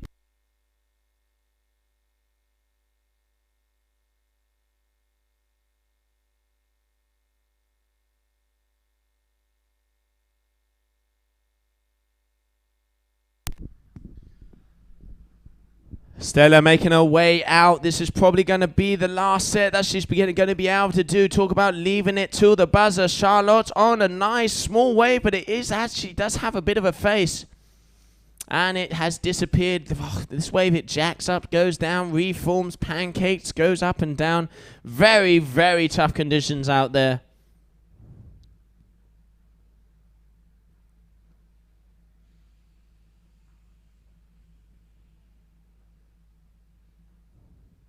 Just under 2 minutes left of this heat. Coming up next, we will have going out on the water, Susie Schwartzstraber versus Perry Roberts. Perry yesterday had some of the best scores. She was very, very powerful. I think she got a 6, a 7, and an 8. Patient, took the right waves, and she really did perform. One of the favorites for this event, Susie Schwartzstraber, doing very well, coming towards the final heats of this event. She had the biggest smile from ear to ear yesterday for going through to that round. So great to see her advancing in the competition.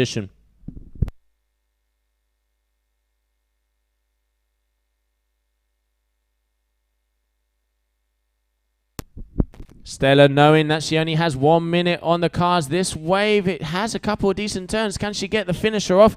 Big hack on the inside. If she can get maybe one more turn, it could be a potential good one for her. 52 seconds on the clock. Is that going to be that 4.5? It's going to be close. 4.95 is what she needed, but she only got a 4.20. So still 40 seconds on the clock. Charlotte Carpentier is holding the lead. Once again, took that first set, and that was the defining moment. Here we can see her turning around. 30 seconds, ladies and gentlemen.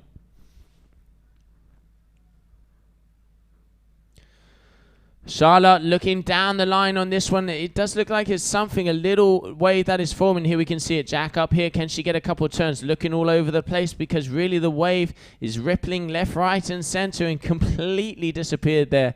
It is right on the point. 5 seconds less.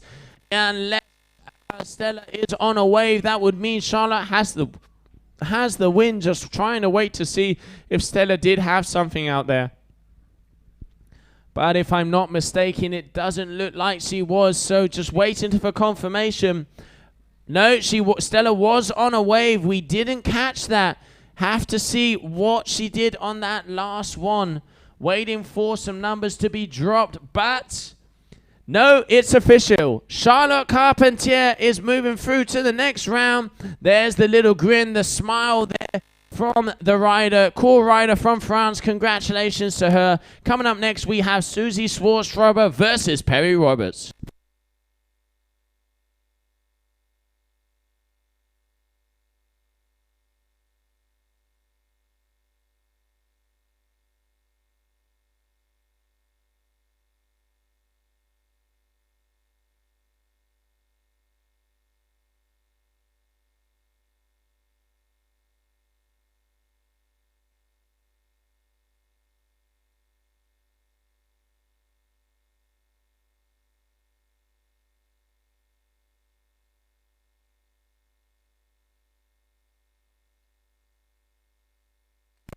Cara, no es tan guapa.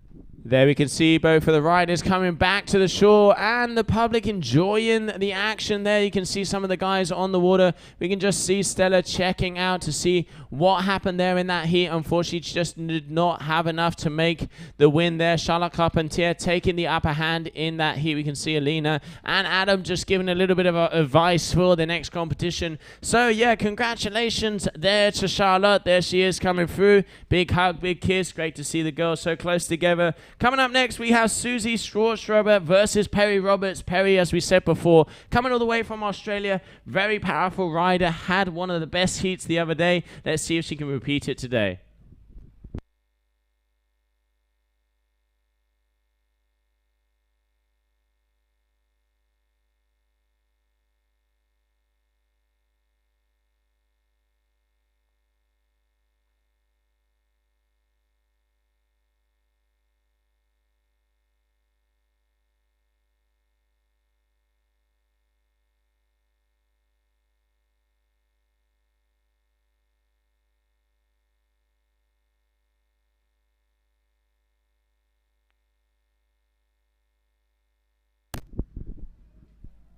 Can hear the buzzer going off, meaning that we will be going through to the next heat. As I mentioned, it is going to be Susie Schwartzrober versus Perry Roberts, excuse me, and this heat is off. Here we can see Susie opening up with a good wave. Let's watch this to the end. Going down one bottom turn, going into the next. Nice little hack off the top, unfortunately going off the back side of the wave. What she got for third turn? No, she's going to fizzle out the back, but I can see that down on the beach. It looks like we have Gemma is in the booth with Charlotte. Indeed, I am down here with Charlotte. Congratulations, you're advancing one more round. Did you enjoy your heat? Thank you so much. I still can't believe it. The waves are nice, huh? Yeah, outside, but still riding backside, it's really, really hard. So Yeah. I was like struggling and trying to eat, but I'm super happy. What is the hardest thing about trying to stay calm when you're at a competition? Do you normally find it quite easy to remain cool, or do you get a little bit of anxiety before your heat? Yeah, I was a bit.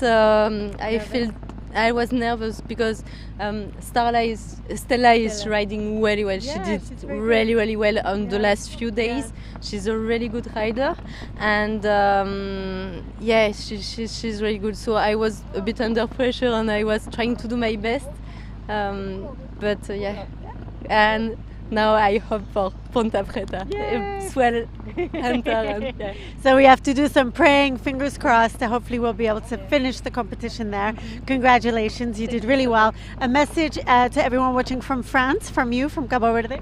Yeah, thank you for following and supporting merci pour le support et pour tout. Et à bientôt. Ciao, ciao.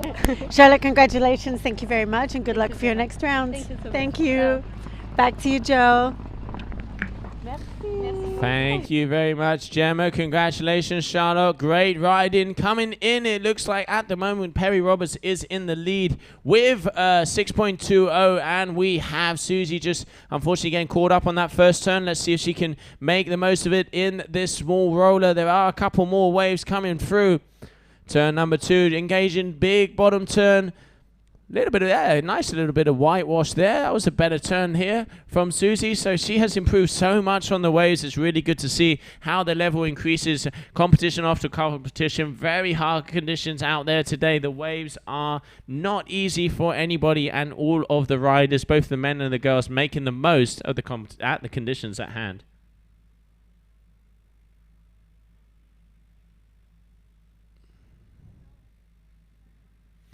So we are definitely, it does look like Perry Roberts is in the lead.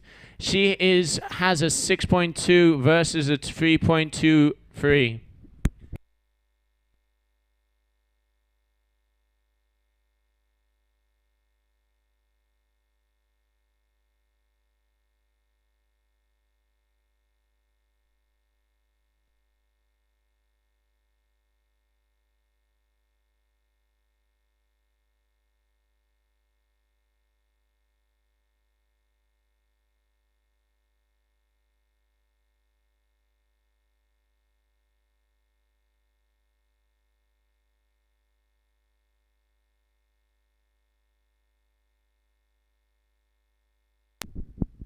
Susie coming down the line. We just saw a good wave there from Perry. I did go off the back after that second turn, but yeah, these girls are trading first places at the moment. We have Susie with 6.40 average, and then we have Perry Roberts with a 6.20. Good to see both of these girls going for it here in these hard conditions. Let's see who comes out with the win as the buzzer goes off. 12 minutes 50 seconds left in this heat.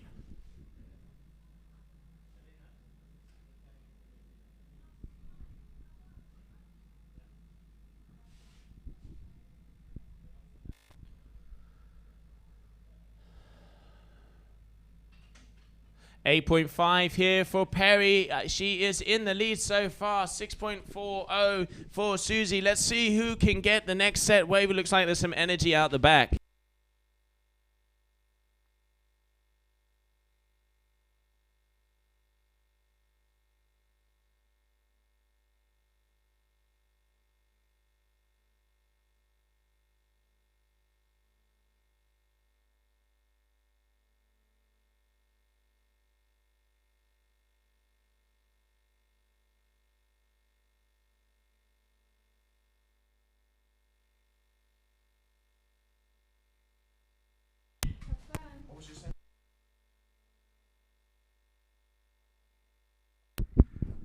Okay, so coming in the booth with me, I have my good friend Adam Sims joining me to comment on this heat. Adam, welcome, mate. What's up? What's up? Thanks. Nice to be here. How is it? You've been in this booth quite a while already. Yeah, they got me locked down. I think the key is on the outside. But hey, I don't want to get away from the action. Today, waves aren't the best out there. The guys and girls are really having a tough time.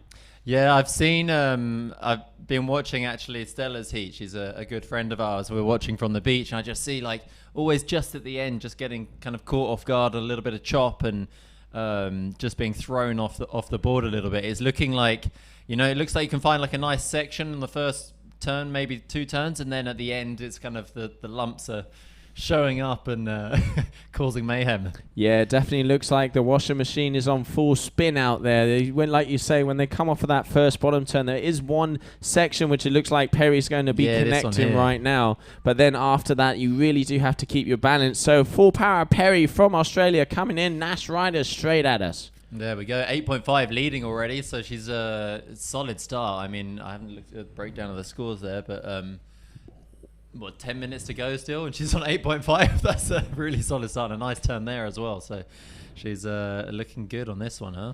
Yeah, Perry is definitely one of the favorites of this event, probably together with Ines. They've both kind of been looking at each other, eyeing each other down. Perry's been with us on tour, and, you know, we've seen her out in Mauritius, and probably the only way to describe her is she has some serious balls. Well, she's got some power, definitely. Yeah, I mean, yeah, she's really pushing the turns through and sort of swinging those turns, you know, that real nice sort of using the legs a lot, you know, on the turn, and it's looking really nice and powerful there. So just trying to look at those scores. How's that one? Oh, there it is. Yeah, good last wave there, 5.2 for that last one from Perry. Susie on the wave now needs to get a little bit more power. She's kind of moving that kite around, but she wants to pull it back. There we can see in that image, already wants to get that kite flying the other way if she wants to be able to get the verticality and the power off of these little inside mush. And there's those bumps you were talking about. Yeah, so last turn, I think it's where it gets deeper again, and there's still a bit of a wave, a bit of a wall on the wave. But there's where it's deeper, those smaller ones are carrying over the reef and then just throwing them, you know, off the rail really, and causing a lot of havoc there. You can see that as she goes down on that last turn as well. Yeah, I guess because they don't actually have a lot of power, because they are on smaller kites to be able to utilize the power of the wave, but sometimes it does leave you hanging. Like you say, just completely throws you off balance. Yeah, that's it. I mean, you go from having some power to hold on to and almost kind of stabilize a bit with the kite there, and then suddenly that power is gone, and you're totally reliant on sort of a more surfing style. And I mean, that's where you've seen some of the guys. Wow, look at that one there. Yeah, Perry not holding back here, as we mentioned. Very, very powerful rider from Australia. Big hacks, nice car back turns, a little bit off the back of. Don't think we could call it a wave, a ripple. Yeah, that wave didn't really kind of formulate too much. It was a bit. There was some wall there, but you know, she hit it and then it was kind of flattening out afterwards quite quickly. So it's kind of it looks like a bit downwind there. You've got these kind of maybe holes in the reef where it just flattens out a little bit, and trying to time it to pass those as you bottom turn really, and then, you know, hit a more vertical section as it walls up on the reef again. That's where they're getting the points. Yeah, it isn't easy out there. We have been saying throughout the whole day, selection and timing is key. This looks like a nicer wave. There we go, yeah. Will it hold its edge? Because they have been flattening out in this middle section. Perry's looking at it, trying to decide if she's going to bottom turn, engage, and see what she's got off the top. Good timing. Oh, up and under. Oh, wave getting the upper hand on that fight, but still really absolutely going for it on every turn. That was late as it gets. That was good. Yeah, unfortunately not making that one, but I think if we see her lay that one down, then she's gonna have an even more convincing lead, to be honest. So at the moment, 9.97, so almost 10 points, and 6.4 on the other side. So, and now just backing up here with another wave there, just leading it down the line. And so just finishing off that wave there. Let's see how that one comes in as well. Nice clean sort of wave, and see how that comes in. So we've got a score from one of the judges coming around 3.6. So it's going to be other judges giving it a little bit more. So it looks like it's going to be a reasonably well scored wave, maybe a highest one as well. There we go. So almost 5 points, or 4.5 points there coming in for Susie, and improving her. She's really improved over the last competitions. She was very nervous in the beginning, and now it does look like, you know, 4.53 on that last wave. Joining turns together, not the most powerful, but she is linking them together, you know, keeping her cool, trying to make the most out of the waves. Great to see her back at the competitions and really enjoying herself out there yesterday. It was a really cool image on the highlights video of the day too. You can just see her coming off the water, and the smile pretty much did a 360 around her face. No way. Awesome. Oh, that's good to see. Yeah, I mean, that's super important to keep the enjoyment as much as possible. Of course, it's a competitive environment, and, you know, emotions are high and stuff like this, but you know, let those emotions go for a little bit and then bring the smile back and enjoy it. I mean, in the end, we're out here in Cape Verde. It's super nice, sunny, warm. Of course, the waves are not the down the line perfection of Punta Preta, but I mean, look at this. We've got still, you know, decent waves. If this was anywhere in Europe, you'd be loving life. So it's a great day in the water, to be honest. I mean, it's lumpy, but there's sets coming through. They clean it out, and you pick the right wave, one towards the middle of the set or towards the back, and it cleans out the water in front of you, makes it a lot more glassy, less likely to trip a rail or something, and you get yourself a good wave score in. So. Yeah, absolutely. And then we can see some synchro turns. That was awesome. Look at that image. Perry Roberts on the inside. Big whack off of that one. Really likes how she lets that tail go loose. This is the Perry we've been waiting to see it again. A little bit off the top there. She seems like that wave flattened out. She really does like when it gets vertical. She can push against it. Can she make it? No. Just floating the tail a little bit too much. Still two good turns on that wave.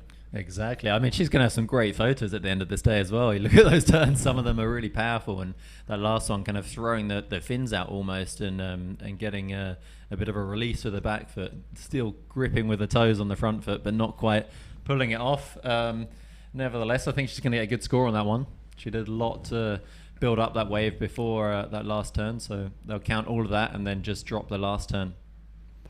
There you can see Perry looking very concentrated and happy there, going out towards the top left-hand side of the competition area where that little bit of reef is. It seems that's where, if anything does come through, it is the place you want to be to try and get those 2 or 3 hits. Waves far and few between, as we've been saying. Once every blue moon, a decent sit comes through. But both girls doing very well. We have a 7.9 there for Susie and a 10.20 there for Perry. Good scores on the board. Let's see if they can improve them throughout the last 4 minutes of this heat.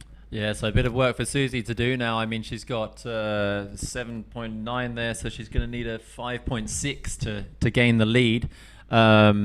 She's got definitely, I mean, she's not far off it at one of her waves, so if she can match that, just add a little bit to it, spice it up a little bit, then she might be in with a chance here. Meanwhile, it's a little bit of an easier ride for Perry as she's leading at the moment, but you can never let your hair down. So to speak, because one of those sneaker sets can come through, and if your contender picks it off, then it definitely gets a lot harder, that's for sure.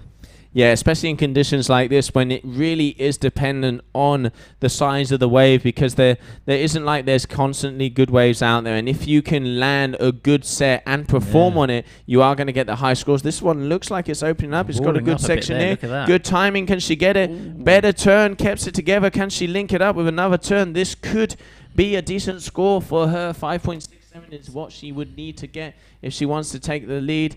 Flatten out a bit, took a little bit too long after that second turn. Yeah, exactly. I mean, it walled up nicely. It gave her something for that kind of second turn. She, went for it, got under the lip there a bit, hooked it round at the end and had that turn, but it had nothing else to offer. So pulling out there and heading out back again to try and get one more before the heat's over.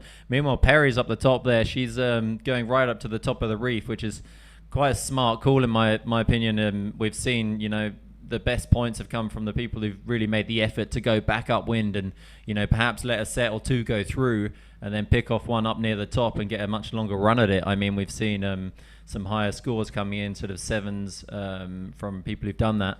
So here she goes, kicking things off. A couple of open-face check turns, waiting for it to wall up, maybe further down where we can't see. No, she's pulling out of that one, so it's not going to be providing. But nevertheless, making more ground upwind. Yeah, I think she's just keeping herself busy. She doesn't, wants to keep the flow going. Sometimes, when conditions are like this, you just want to have a few turns, even if you lose a little bit of upwind ability, just to keep yourself loosened up. Because, if you have in the end an 8 to 9 minute wait in between sets, sometimes, it can get the better of you and catch you off guard. But yeah, Perry comfortably in the lead at the moment. She has a 1.64 lead. Susie would need a 5.67. Only way she's going to get a 5.67 if she picks off a set wave, and not a lot of energy out the back there, Adam? No, it's well, I mean, she's out wide, so we can't really see what's coming in over the reef, but yeah, it's not looking too wally out there, is it? She's got a minute left, so 60 seconds to go. Let's see what she can find. Maybe something kind of bruise up out the back, and she can jump right into it. She is in the right position, like you say. She is all the way out the back at that top section just behind the reef, so if something does come through, that is going to be where it does, but looks like Perry might Perry's have a bit... covering her there. She's got an advantage, hasn't she? Yeah, she does have the priority upwind there. So if Perry did drop in on the wave, unfortunately, Susie would not be able to go it. So good tactical ride in there from Perry. Exactly, very good, smart move. So she's got, she's got the priority there. If something comes through, she'll pick off the best wave. 20 seconds to go. What's she going to do? Is she going to get something in? She's looking down the line. Yeah, we can't quite see behind that wave. Is there a little bit of a face there? She's just charged up wind a little bit. You can see our cameraman was confused as well. It looked like she was going to go for something. So here we have Perry picking off the last wave. 5 seconds left on the heat. She's got the turn in, so this will count even after the buzzer. So that is the end of the heat. Perry Roberts on a wave, and I think Susie also took out on something. So scores will not be confirmed yet. Just waiting to see what happens there. Maybe she was able to get that 5.67, but it was quite a small wave. Going to be interesting to see. And Perry utilizing this set wave to see if she can improve on that 5.0 backup wave that she has. Absolutely. She's still going on it as well. Look at that turn. Super fast. Just going down. So I reckon, I'd be very surprised if there was something more to give on that last wave for Susie. It looked pretty small down the line. We didn't really see anything. So looks like Perry's advancing. And who have we got up next? Yeah, that is official. Perry is just going through. Coming up next, we have Lilian Mashkert, and she is up against Frances Kelly from Canada. So, yeah, congratulations there to Susie. Really good contest. She has improved so much throughout the year. Great to see her back on tour, enjoying herself, and as I mentioned, smile from ear to ear. But Perry Roberts did have the better waves out there. This girl is one of the favorites for this event. Up next, we have Lilian Mashkert. She is up against Frances Kelly in heat number 6 of round 3.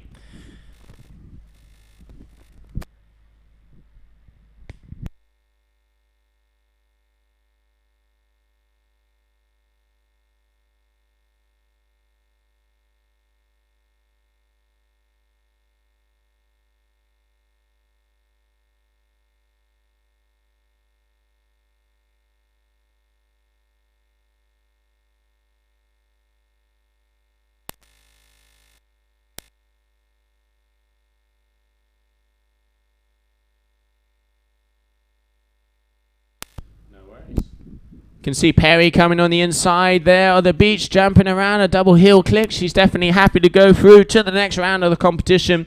Lilian Mashkert and Frances Kelly back out on the water. Smile from ear to ear. The girls are loving it. Conditions are hard, and I know Gemma will grab Perry to see how that heat went. Yeah, you guys have been doing some great interviews between heats. It's really cool to see. Getting some words from all the riders. And any entertaining ones? Who's been a highlight interviewee? I definitely think the interview with Mika was pretty hilarious, and you know she's always got a lot to say. Youngster, she has the attitude on and off the water, and that is why she is a world champion. So great to see her join in the surfing side of the competition.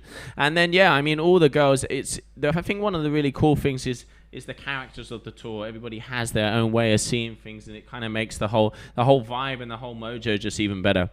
Yeah, exactly. I mean, that's super cool. I was speaking to her parents yesterday evening. They're super stoked that, she's here and she's learning, wave by wave, pretty much. It's crazy. So, yeah, she's going to be one to watch out for sure. Yeah, she definitely is already a world champion herself and looking to get involved in the waves. Very, very complete water woman, which is kind of what we want to see out here. Talking about a water woman, we have the girl herself from Australia going through to the next round. Gemma, how is Perry doing down there? How is Perry doing? Perry, how are you doing? Did you have a good heat? Was it tough? You seem to manage pretty well. You came out with a decent score. You're advancing through another round, so you must be pretty stoked right now. Yeah, I mean, it's super difficult out there. But look, it's what it's all about. You got to make the best of the conditions, and Susie was ripping, and yeah, just trying to make the most of it. I'm really puffed, just ran up the beach, so yeah, but all good. It's hard work this coming for your interview. Are you enjoying your time in Cabo Verde so far? Apart from the competition, are you enjoying your time riding outside competition, the area, the people, everything else? Yeah, I mean, after the competition each day, I've been out till sunset, till dark. It's just awesome, and the people are so nice. Everyone's really friendly. The vibe's great. So yeah, I love Cabo Verde. After this event, do you go back to Australia or are you sticking around this area for a while? Going home to Australia, I've got a 30-hour flight in front of me, and then hopefully to Maui before Dakla. That's a nice one. Yeah, haven't been to Hawaii yet, so I'm stoked. Okay, well, that'll be really nice. I'm sure you enjoy it. Congratulations. Get some rest. Get ready for the next round, and we look forward to seeing you back here. Thank you. Thank you very much, Perry. Good luck. Back to you, Joe. Congratulations, Perry. Thank you very much, Gemma. So heat on the water, Lilian versus Francis. Both of the girls already getting a couple of good waves up there. Yeah, it looks like Francis actually just finished a wave towards the end there. We saw her get on a nice steep section towards the start, so we'll see those scores as they come in. Francis there, so kind of an average sort of wave. So I guess there wasn't too much more afterwards as we're just listening to that interview. But 1.17 to kick things off, so she's just finding her position there in the heat area. Nice and tucked up by the reef is the best place to be, we're seeing. Sort of up near the top, starting right at that top mark and trying to pick something off that's kind of walling up on the reef. It looks a little bit hectic as you cross on the way out there. Wow, talk about motocross out there. You can see how bumpy it is, and Lilian just smacking in the back on that little backside chop that she got out there. Pink lycra, but we're going to continue where we can see Francis going out. Look at the muddle out there. No wonder some of the girls are having a hard time on those bottom turns. Well, not the biggest of turns here from the Air Rush rider, but she is, whacking the kite around, trying to go for it. They are very close. Is it me, or is they almost very close to each other? Looks like it, That looks like they're almost going to hit. There you go, another whack there. So she is just getting some check turns, but, opening up. Good way to get in sync with the ocean. Yeah, I mean, actually a lot of turns, and actually there's something to it, getting a lot of turns on one wave. It shows you really connected up one longer wave just going down there at the end. That's rather unfortunate, but she did a lot of work before that, so a lot to count. I mean, you're talking about sort of this motocross style conditions. It makes it even more important to really pick off a good wave, and really make sure you select the right one, because it's not always about picking the biggest wave that you can see, because often that will have a lot of chop on it. The open face will be bumpy, hard to navigate, and actually picking off a wave, just behind that or even behind that one, and you get that bigger wave cleaning out all that chop in front of you, and you get this nice clean wall to work with, at least for 2 or 3 turns, and that's what can really bring the points in. And that's where you see the people selecting the right waves and getting the points and advancing. So here we go. We have Francis picking off a big one, definitely. Yeah, Francis really does have that. She is one of our veterans on tour. She has the experience. Nice. Can she join that up with a turn? Good bottom turn. A little bit flat off the top. We just saw Lilian before get a 3.17 taking the lead. Francis is going to need an upper game if she wants to keep with her. But this is definitely one of the better waves we've seen in the last couple of heats. Yeah, you see that white water there just behind her, just kind of crumbling her way. If she can get back towards that, find the energy pocket there, and there we go, right there in the pocket. That's the place to be. But a little bit more drive, just going down on the bottom turn. So it's and then you see the wave just kind of flattening off as it goes over the reef into the deeper channel. So it's tricky for sure, but it's definitely, there's waves to be had, and there's walls to be had, and pockets to be smashed. So yeah, the mushy pockets, as we've been saying throughout the day. A 2.4 there for Francis, one of that last wave, so increasing the score, regaining the lead. As you say, it is very hard, so sometimes you just want to keep yourself busy. Got a couple of decent turns on there. It is very bumpy out there, so sometimes I think what the girls are doing in the initial stages of their heats is keeping it a little safer and then kind of pushing it as they see that it comes. Yeah, exactly. I mean, that's kind of the smart way to build up your heat. You hear it in the surfing scene a lot, is kind of building up that house. You start off with the foundations, get 1 or 2 waves in the pocket, make sure you're happy, you're stable, and then you've got your foundations there, and then you start building up the first floor, laying down the bricks, going a bit harder, and then smash out the roof towards the end of the heat. And that's the ideal way to make it happen. I mean, even better is the first 2 waves is your best 2 waves, and you're super comfortable, but that's all in, and can be a risky tactic. Yeah, it definitely can be risky, especially like in conditions where it's not just your surfing that is really taken into account. It is the selection. And Frances is getting some of the better waves here. There's a nice top turn. Needs to get that kite a little bit further down. She wants to be able to kind of do that vertical entry off. She's in front of the foam ball here. Another check turn there, but still going very down the line. Judges are going to be deducting points for that. Still on this swell. She's now going front side, looking down to see if she can get maybe one more turn. Nope, but she's going to be transitioning out, so she's going to make her way back upwind up to that reef to see if she can get the next set. I'm digging the lightning bolt on the bottom of the board there. That's pretty cool. Very cool. Yeah. She really does like her graphics, and that board does look like it's working for her. So what's the verdict on Punta Preta? Has there been any sort of movement over that way? Have we heard any updates on that at all? At the moment, it looks like the satellite is showing something for Wednesday or Thursday. What we're going to do is we're only doing round 5 with the girls today to save those days to see if Punta Preta would happen. I mean, it would be a best way to end it. You know, we started over here in Kite Beach, 100% waves, and then to end it with picture perfect perfection of Punta Preta would be awesome. It's not the biggest of swells. It does look like something coming our ways, but we're ready if it does. Yeah, I mean, that would be ideal, wouldn't it? I mean, you look at those images from last year, and that was really all time and as good as it gets. And obviously, you can't expect that every year. But if we can finish off here with, you know, a decent final or, you know, semi-finals, quarterfinals over there, and round off the competition, people are going to be stoked with that. And I mean, the riders as well, some of them have been here for like 2 months training, you know, for that wave. And it's a lot of commitment for one wave, but it's you know, it looks like a perfect peeling wave, but it's quite technical. It's challenging. If you fall, you know, you're so close to the rocks, and it's definitely a wave you do need to train and learn where the sections are, because it does section up a little bit, you know, down the line. Sometimes you see the wave wrap a bit deeper down the line. It's a lot more vertical, so it's an interesting wave.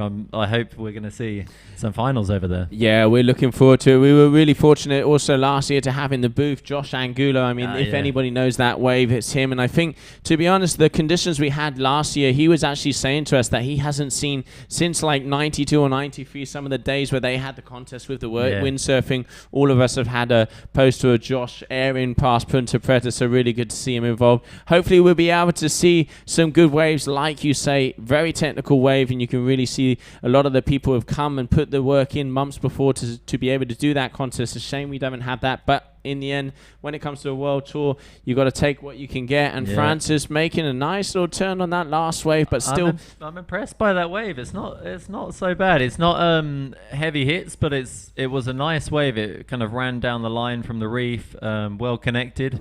You know, putting the turns in the right place, maybe perhaps laying down a bit more power to improve the points on it, but she definitely got the turns in the right place, and it was a good selection. So I think that's definitely going to help her and perhaps be her best scoring wave of the heat so far. So let's see how those points come in. Yeah, she's definitely been a lot busier than Liliana out there. Liliana has a better score at the moment with that 317, but Frances Kelly does look like she's having a number to be dropped in, which is in the 3-point vicinity, just waiting for a couple of judges to confirm. Different strategies out there. Some people like to just chill out the back and really wait for the sets to come in. Patience is key. And then some other people would prefer to stay a little bit busy and get some numbers on the scorecard no matter what. Yeah, I mean, it's kind of, you know, is which one do you go for, which strategy? And, you know, my personal opinion would be to look at the people who got the highest scoring points, look at where they got the waves from, and try and sort of replicate that. And we've seen that, you know, the highest scores have come from people that kind of really make the effort to go upwind, let 1 or 2 sets go through and get to the top there, and then pick off a decent wave that really rolls all the way through to the inside and picking off sections as they go down that wave. So my personal preference, you know, if I was out there, I'm not. It's choppy as hell, and it's you know, lumpy on a lot of the waves, but there are waves to be had. But I would certainly sit up the top there and wait for 1 or 2 to come through and really try and pick one off. But yeah, we're seeing points on some waves on the inside where people are getting like one-hit wonders, and, you know, really showing what they're made of, you know, through that one turn, and they're getting, you know, 4 points.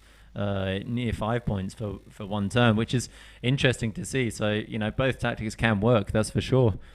I think judges also, like you say, really rewarding the people that take the risk and the commitment and hit the sweet spot, hit that critical zone, because to be able to find a critical section in a mushy wave is hard enough as it is. And then to be able to create the power to be able to perform a maneuver on it just sets it apart. And now we can just see a trade-off there. Lilian has got a 3.70 for that last wave, so she just regained the lead. Yeah, that's interesting. If you look at the number of waves as well, you can really see that Lilian's kind of going for that more waiting for the right wave tactic, and then picking that off and riding that and giving it, what she can on that. Perhaps playing a bit safe, on that wave to get the points and finish the wave off.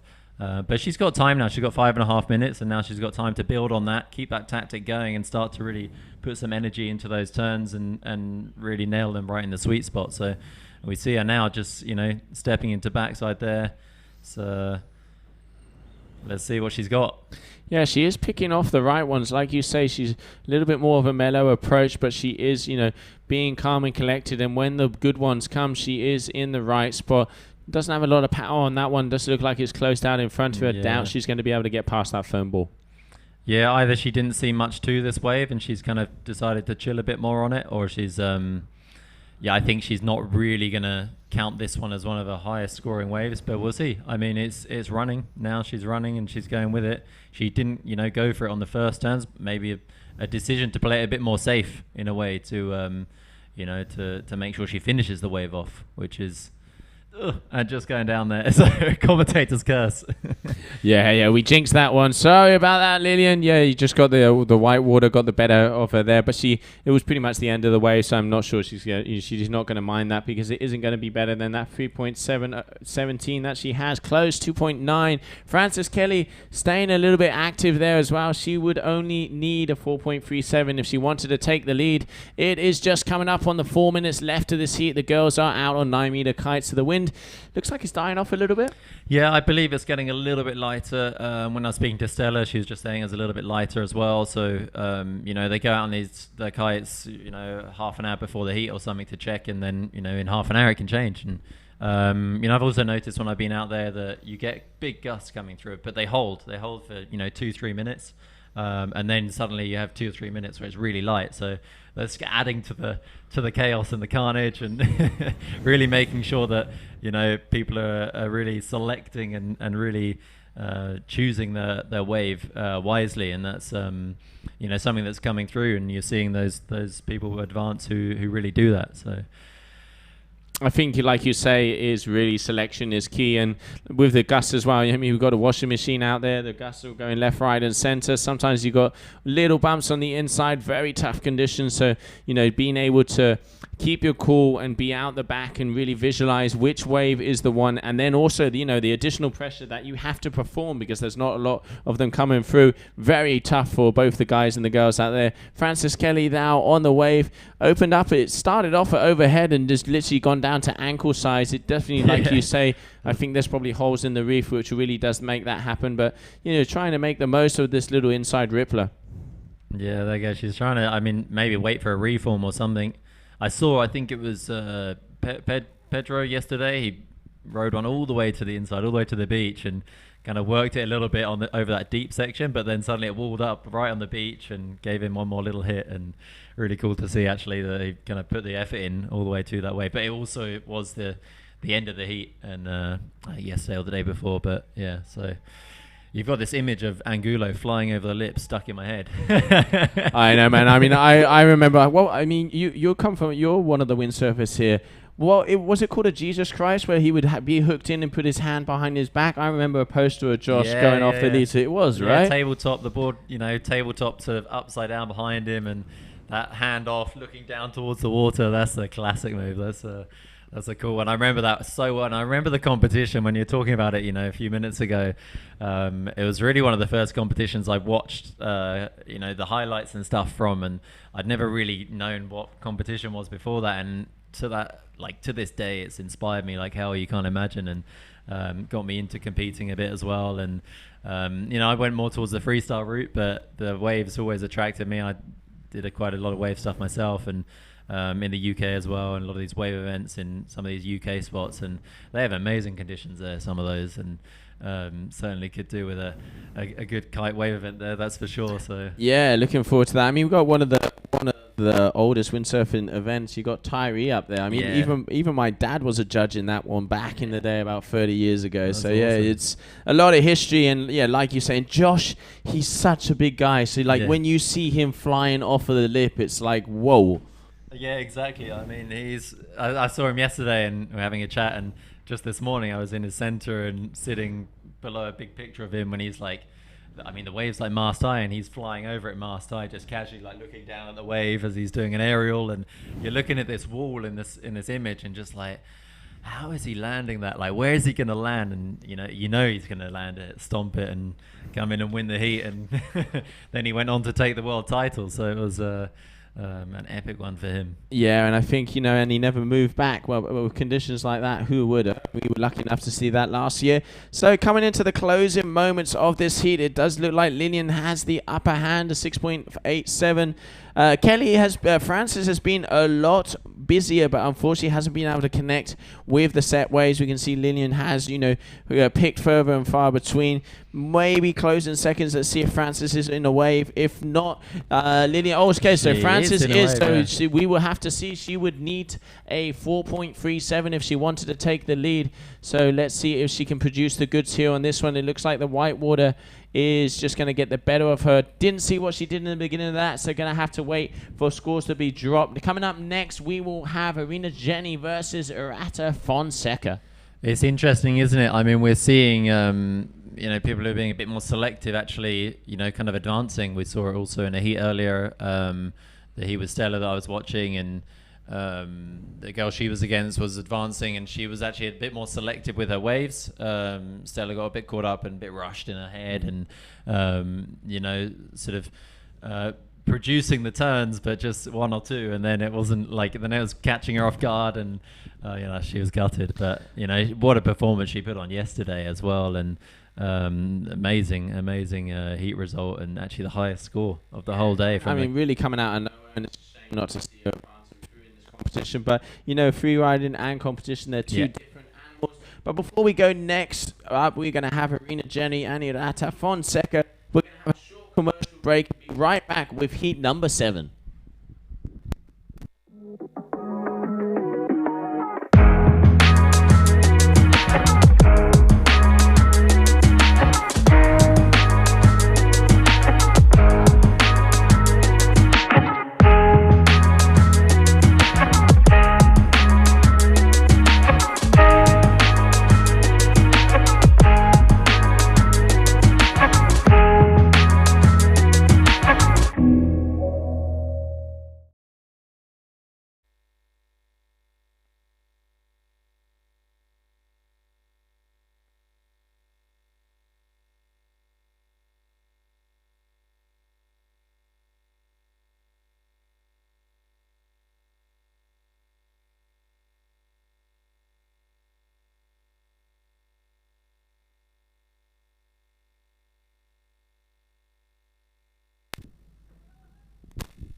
Great to see the family vibes on the beach there. Mum coming through to the next round. We can see what a performance there from Lilian. Great to see her. Kisses all around. Congratulations, the daughter and the husband there. Great to see them getting into the future of this competition, and hopefully her daughter will get into the kiting scene and do what Mum is doing now. On the water soon, we're going to be having Arena Jenny versus Arata Fonseca, and we will be down on the beach with an interview there with Lilian very shortly. So here we can see that is Arata Fonseca with the green lycra front and center.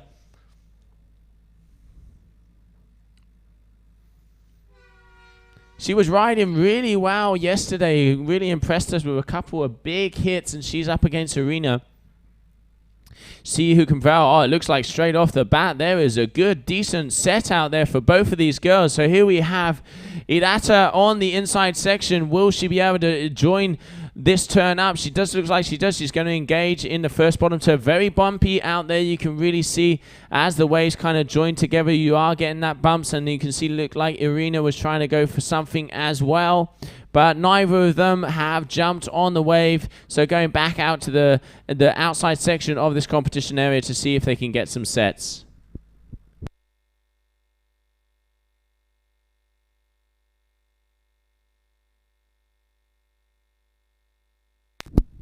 So we are just starting off this heat number 7 of the competition of the ladies discipline here in Cape Verde. And before we get into the action, we're going to go down to the beach as Jenna has Lilian in the booth. Exactly. I'm here with Lilian. She can't believe that she's advancing. She's super excited about it, completely stoked.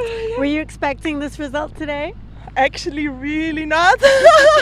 I saw Francis ranked 4 on the list, and I was just thinking, I wait for the big waves because maybe I can score with the big waves. And I didn't expect this at all. I'm shaking. Well done. You're advancing through another round, so Wow. it's really exciting for you. Yeah. Are you enjoying this whole competition so far here in Cabo Verde?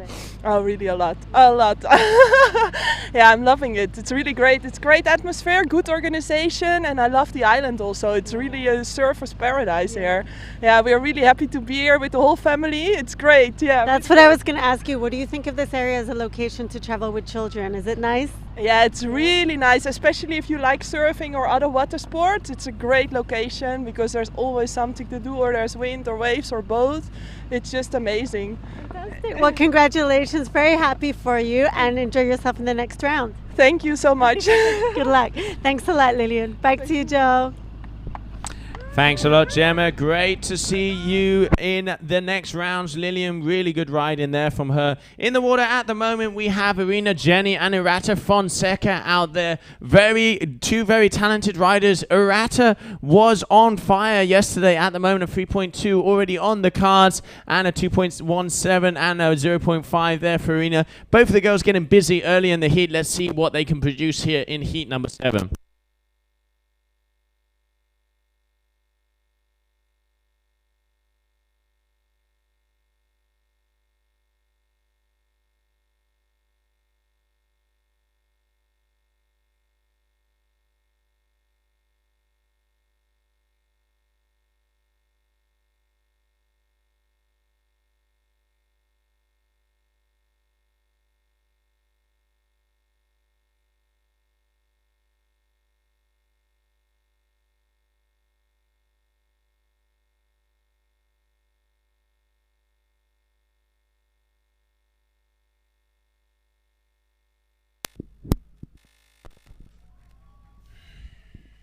We can see Irata coming in on another wave. 3.6 already on the cards. Can she duplicate that? That's already a very good score. Nice turns she has here just off the back of the wave there, kind of flattened out. She was very, very positive out there yesterday. Really surprised us with some of her wave riding. Did a bit of a hit there, just unfortunately going over that front edge.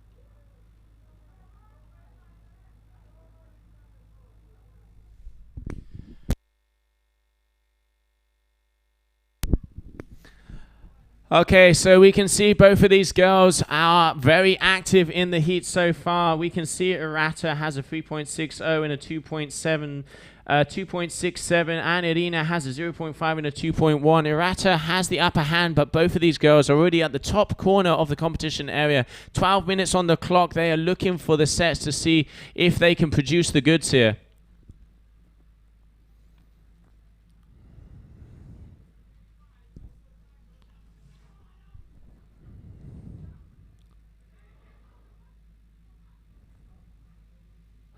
Irina trying to pick off a little inside roller. Unfortunately, the waves are not forming at the moment. They've already had one set where you could see Irata had their upper hand with that 3.6.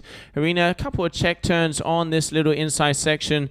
going off the top, trying to, you know, link the turns. Not a lot of power, but she is keeping herself busy. As we've been mentioning with Adam, that inside section is very bumpy. So sometimes if you do push too hard, you will go over the front rail of the board, which is what we've been seeing happen to a lot of the competitors today.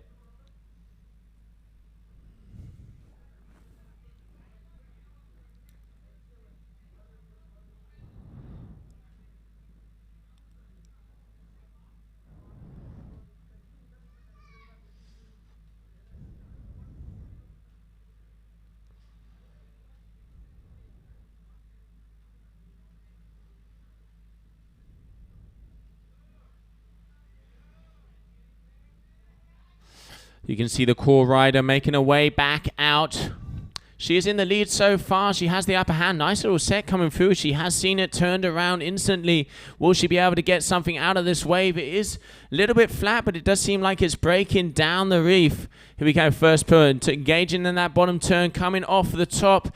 Nice layback turn. It is very flat out there. You can see just that first section of the wave just jack up, and then it completely disappears. She's doing a good effort to get 2 turns in that. Nice timing. Good hit there for her. Considering how low that wave was, she has definitely milked it as much as possible. Will that improve her 2.67 score on that last wave? You can see the smile on her face. Local girl here has the support of the beach. I can hear them shouting with every turn. And it looks like a good number is definitely about to be dropped.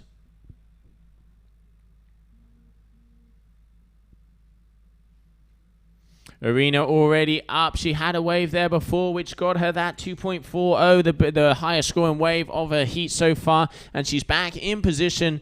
You know, we've been mentioning throughout the whole days on the stream, it is very important to get the timing and the positioning and the selection of waves here due to the fact of the lack of conditions. We are very, very hopeful. It looks like Wednesday and Thursday are looking good that we would be able to move the comp back to the location where we would like it to be, which is Punta Preta. You know, that famous right-handing peeling wave. Last year, we had some of the best conditions we've ever had at an event with pretty much double overhead right-handers. Hollow as it can get. Looking good for the end of the week. It would be a great way to end it. We are doing round 5 of the men and this round of the ladies today. Going through to maybe do the quarterfinals tomorrow, and then going to hold out to see if we can do the semis and the finals in Punta Preta. That would be a beautiful way to end it. Hopefully Mother Nature will give us a hand and throw that session and those waves our way.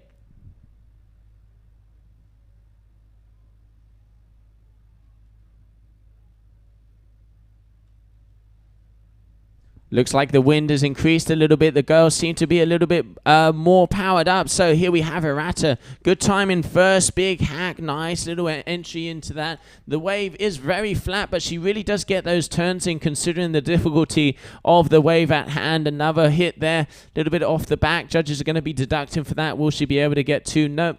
Kind of a 2-hit wave there at the moment. Doesn't seem like the girls can find anything more than 2 hits.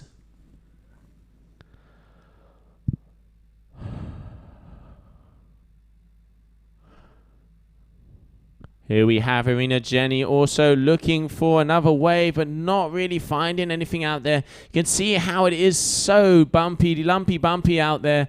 Just getting caught out by a little bit of a chop. Really hard to choose the good ones at the moment.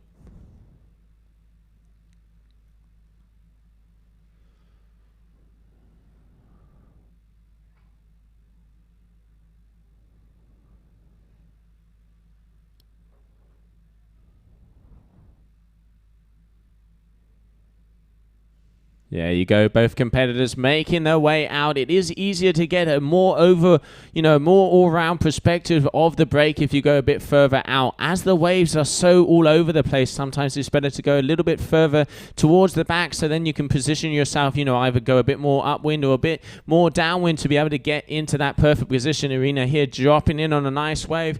A little bit of a check turn here, so now she's going to try and join it up with that second section. She's going to need to power through if she wants to make it. Wave is going up. Okay, that's probably one of the best waves we've seen of her at the moment. She needs to increase over that 2.40. Can she join it? Right section there, holds it together, but unfortunately gets hit by the white water. Didn't quite time that well and wasn't able to perform.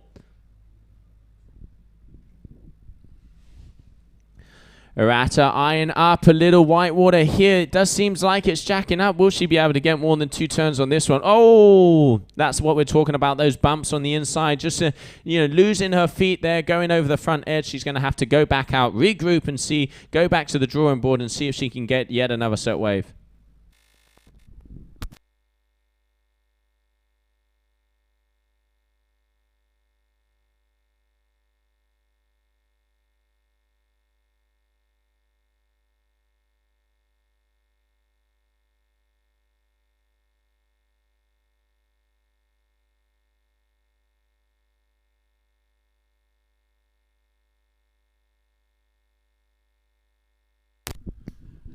Here we can see duotone rider Irina making her way all the way out the back once again. She has a couple of scores on the board. She has what she got. Let's have a look at the numbers. She has a 2.17 versus a 2.40, but Irata does have the medium free. Irina needs a 1.7 because that last wave did improve her score. So getting closer. She only needs a 4.7. Irina more than capable of kind of numbers, but as we've been saying throughout the whole day, it isn't more about the rider, it's more about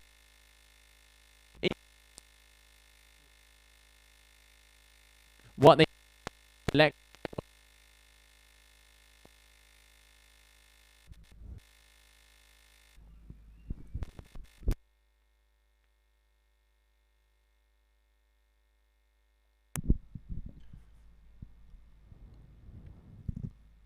Once again, both of the girls making their way up. They've had a couple waves each. Irina has got closer. 4.17 is what she would need to take the lead over Arata. Arata has a 3.37 and a 3.6, leading by 1.77. All the numbers, all the details. That's the beauty of these live scores. We can get every single little info that we need. 17 minutes heats, 3-minute transitions. 100% waves is what the judges are looking for. Top 2 waves are the ones that are going to give the score. That's a better turn there for Irina. Just unfortunately, Kite was a little bit too far back. Didn't get that tail around and kind of went over the falls. But good to see her, trying to go for a couple more powerful turns. A little bit of a head-high wave here for Arata. Can she make something of it? Nice turn down the line. Come on, loop that kite around. Get around that foam ball. We want to see turn number 3.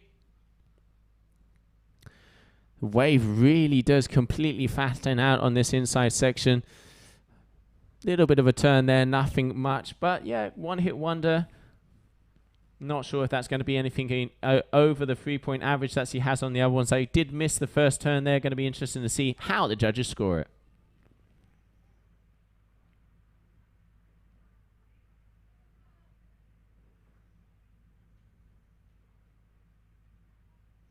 No, 3.13, so that's not going to improve Arata's lead. She has a slight lead, but Irina is close behind her, keeping herself busy. There we can see her front and center on the screen with the pink lycra. She's going to make her way up. 3 minutes less on the clock. Probably enough time for one more set. Closing moments of this heat. Tension is starting to build.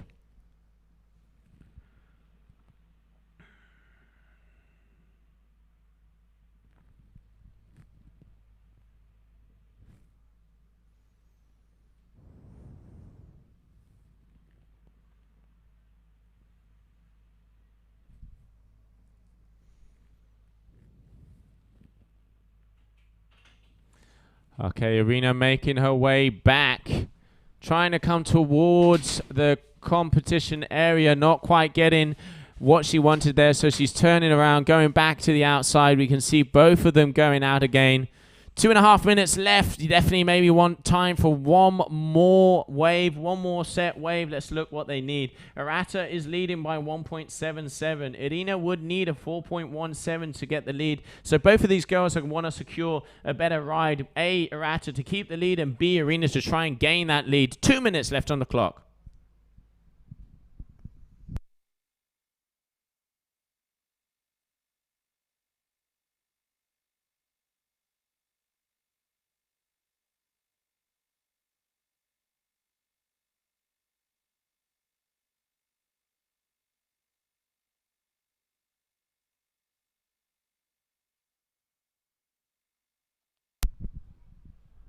Hirata coming all the way back to the inside. There is not much motion in the ocean out the back there. We're coming to, after this is the last heat of the day with Carla Herrera and Kiani Rodriguez. Here we have the local talent Fonseca, 6.97 at the heat at the moment versus the 5.20 for Marina Jenny. Close heat on the water. These are the closing rounds of the competition. Day 3 here in the GKA Kite-Surf World Cup in Cape Verde. Nice wave here for Arena. Okay, so what she needs a 4.17. Definitely got a bit more size on it, but I think she's been a little bit too slow on that inside section to get a couple of turns. Let's see what the judges say, because we didn't quite see that first turn. She's very far out in front. Judges are definitely going to penalize that. Okay, so didn't quite catch that wave from Arena. Looking at some scores being dropped. Will it improve?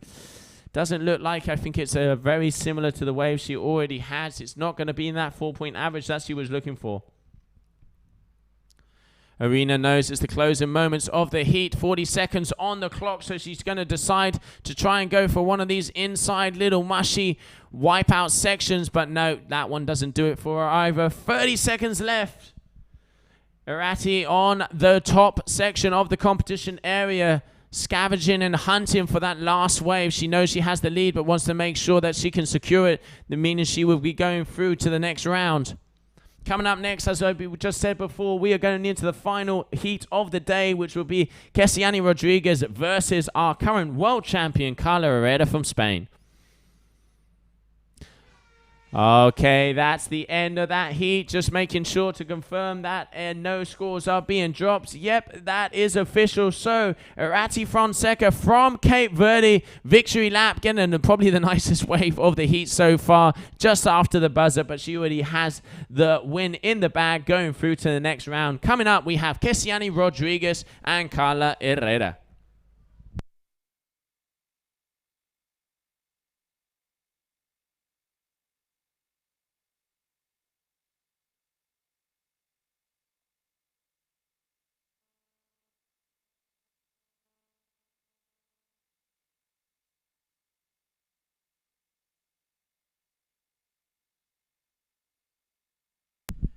That's the smile we want to see. Look at that. This lady is very, very happy. Great riding. Congratulations there to the local girl. Taking out Arena Jenny, going through to the next round. She's going to be happy to be doing that in her home country. Very talented girl. Congratulations there. Coming up next, Kiani Rodriguez, Carla Herrera on the water. I can see the beach reporter Gemma Hermione going to look for Iriata to try and get the info and see how she feels to be going through to the future rounds here in the competition. Jumping around on the shore. Emotions that we want to see. Look at the locals there. We can see Diddy. All of them. Big hugs from all. Great to see. Congratulations.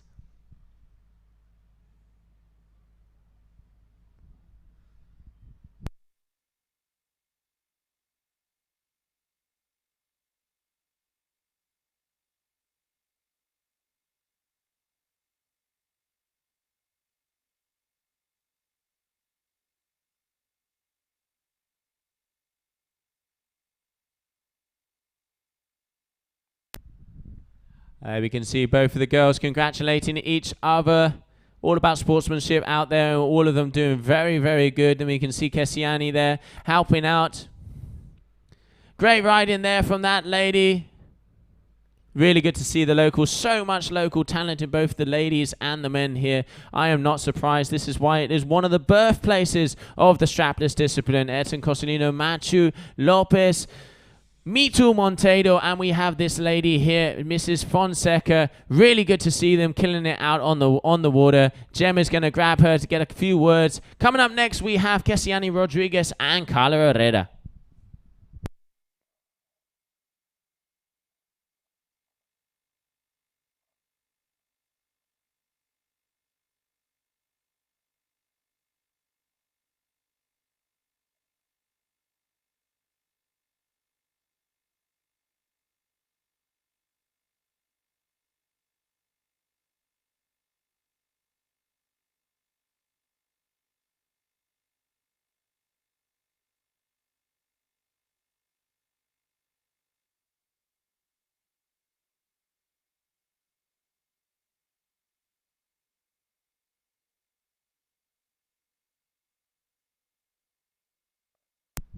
Here we can see green flag, Carla Herrera already engaging with a first wave. Big off the top, going over the foam ball. Can she get back down a little bit over the back of the wave? Judges are going to deduct for that. Not quite getting the timing right. Current world champion on the water.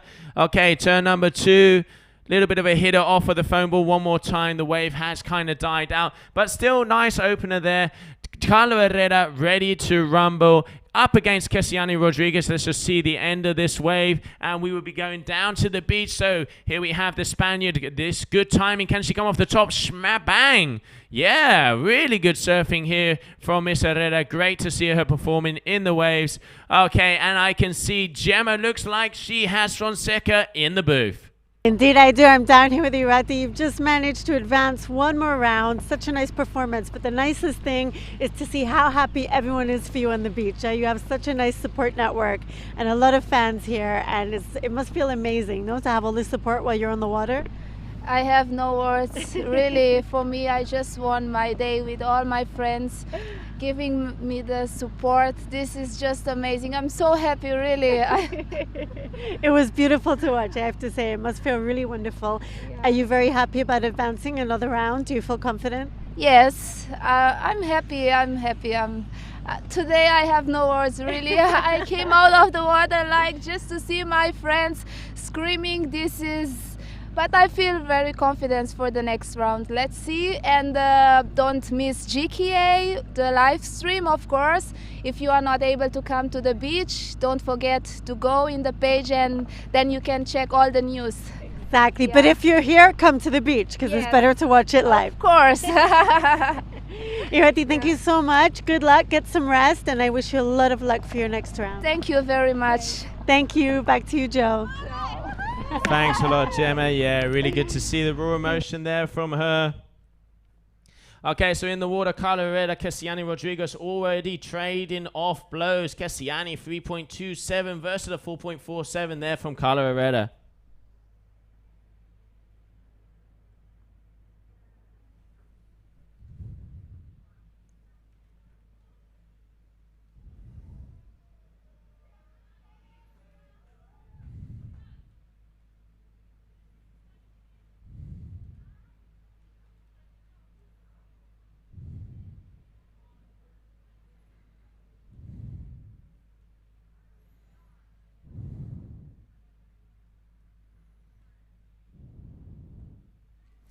Carla Herrera out the back, coming towards the beach. She is looking for some waves out there. Current world champion, 4.47 on the board. She is up against Kiani Rodriguez, who has a 3.27. Very talented Brazilian also. She had a very good event there in Praia in Brazil in the closing stages of the GKA Kite World Tour last year. Our world champion in the green lycra, Kiani Rodriguez in the pink, trading off blows as soon as that buzzer went out. But at the moment, Carla Herrera is in the lead.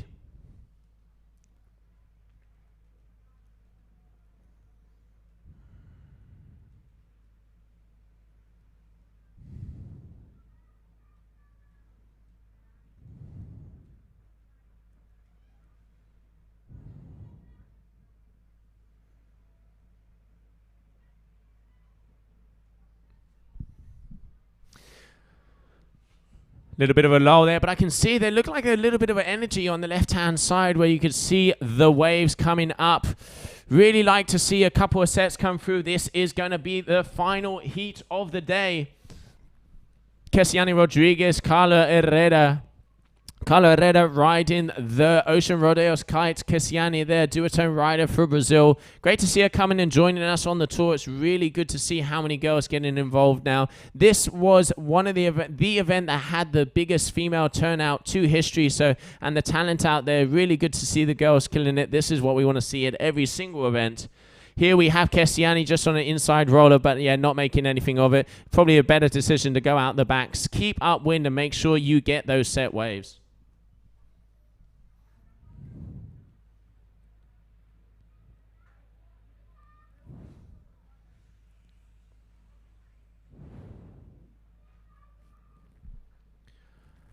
It looks like someone behind the wave there. Is that Carla Herrera? Yes, it is. That is the green lycra. So Kiani dropping in a second score, getting closer to Carla there. So Kiani 4.37 versus the 4.47 there from Carla. In the end, it is patience. We've been saying it throughout the whole stream. Get in the right wave. It looks like Carlos likes what she's seen. Right timing. Big hack in the right pocket of that little bit of a mush. Can she get turn number 2? This wave is small, but it's actually opened up down the reef. Looks like the inside section is going to reform for her as well. Sometimes the smaller ones might not be able to get the most powerful turns, but you will be able to get a couple of decent hacks in. Just trading off there. Carla Herrera going off the top. Can she pull out of it? No, unfortunately losing the board. But really good timing there from the Spaniard. That's going to be a decent score. Unfortunately, she didn't land that last maneuver.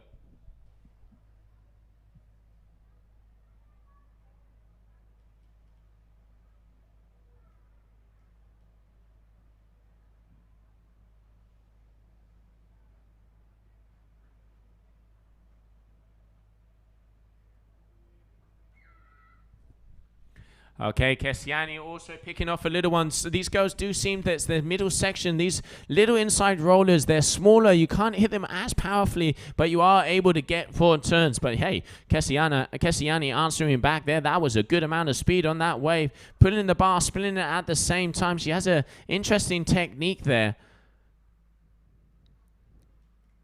Big carving hit there from her. Carla Herrera on a wave as well. This is good timing off the top. Letting the tail loose, coming down. Can she time it for the second section? Looks like she can. Hitting it right in the pocket, critical area. That's what the judges are going to want to see. Reforming down on the bottom. She's going to have a little bit of a foam climb to continue down to the bottom edge of this competition area. And I think another little whack at the end. Still keeping it loose, making herself busy. Carla Herrera on the bottom section of this wave. She's got 2 scores to be dropped. Also, Kiani does as well. Let's see what numbers are going to come up on the scorecard. So far, Carla Herrera in the lead.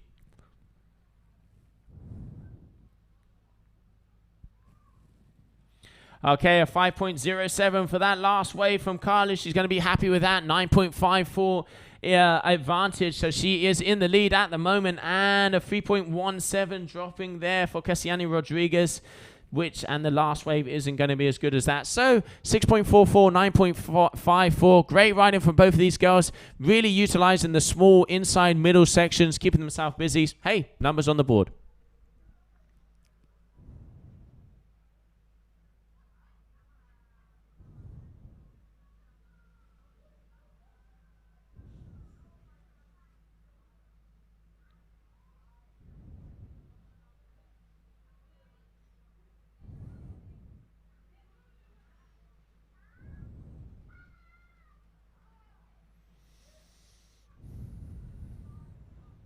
Kiani tacking up wind. She's going to be going back to that little reef. Looks like, yeah, there definitely is some movement at the backside of the ocean there. Hopefully we'll be able to see another set in 8.5 minutes. So meridian point of this heat, that is the middle section there. What have these girls got for us? Final heat of the day. World champion on the water, Kiani, a very talented young Brazilian. Great event in Praia. There's a nice front wave there. You can see some of those little ones. They really do open up. It's all about picking the right ones. Decisions are crucial. 9.54, 6.44. Looks like Kiani is eyeing something. Can't quite see it with that wave in front. But yeah, there you go. It is eyeing up. This could be a good one. Is she going to decide to turn on it? You see if she does that little kite loop technique that she does. There you go. That means she's going to engage on this wave. Okay, Kiani Rodriguez from Brazil for the first turn. Wave looks like it has a lot of face on it, but she needs to get on it if she wants to get some. Oh, almost losing it there. Now whitewater way too far ahead of the critical section of the wave to get any potential big scores on that one. Again, just hitting the whitewater. Judges are not going to be scoring that too hard because basically she was only hitting the foam ball. Carla Herrera, I could see, was at the top edge of the box looking to hunt down yet another score. Here we have the Spaniard herself, Miss Herrera. Lives in my hometown in Tarifa, very talented strapless freestyler, and during last year and this year really getting in tune with the waves, which is the reason she is the overall 2019 GKA Kite World Tour leader, World Tour champion. That's a better wave. Is she going to loop it? She probably is going to loop it down, loop it to see if she can get anything out of this wave. Double pumps, is a little foam ride. Oh, just going over her front edge. You can see Whitewater just hit that fin and just sent her flying. 6.5 minutes on the clock. It's been a very action-packed day 3 here, round 5 of the men. Let's have a little recap. We had Charlie Martin. Happy birthday, bon anniversaire for you, my friend. 15 years of age, competing in a world championship, and he is through to the quarterfinals. That's the kind of present I'd want if I had my birthday. Good hack there from Carla on the inside. Very nice ride there from her. Didn't quite see the first turn, but she's got a couple of solid whacks. Let's see what she already has. She has a 6 and a high 4. Not sure if she got a first turn on it. Going to be interesting to see what the judges are scoring, because that was a much better turn. Looking to improve over that 4.47. No, 4.20. So she's not going to improve on her back score. How we have 5 minutes, 45 seconds left on the clock. Kiani Rodriguez has made her way back up to position and has priority.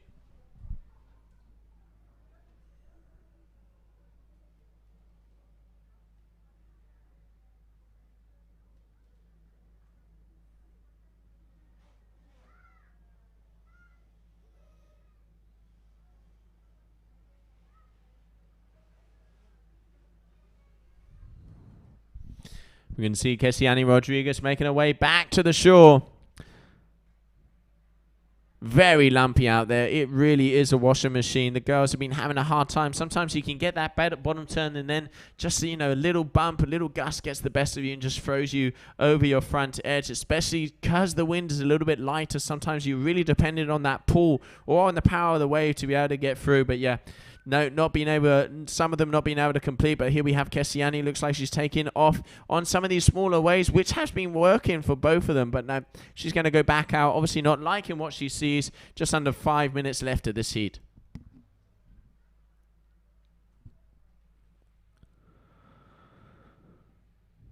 Okay, Carla Herrera all the way up to the left-hand corner. Green lycra. Ocean Rodeo rider, just really getting in tune with the ocean. She's been here for a couple of weeks now training, had some good sessions at Punta Preta.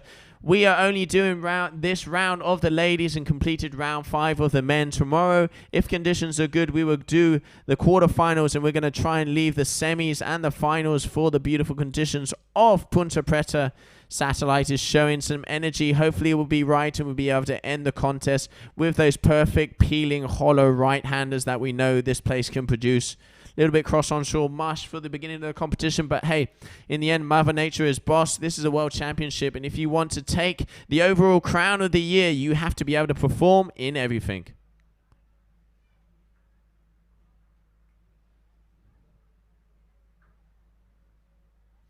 Little bit of movement out there. You can see Carla eyeing down the section. Yeah, she's going to turn around on this one. I thought she would.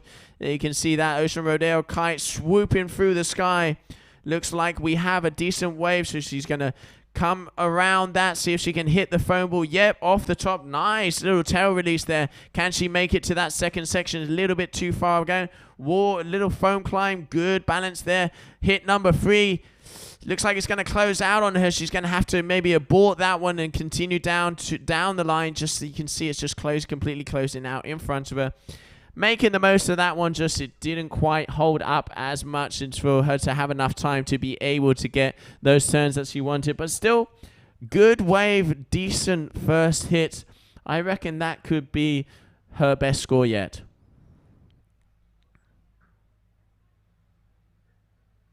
Kiani Rodriguez also answering back on an inside hit.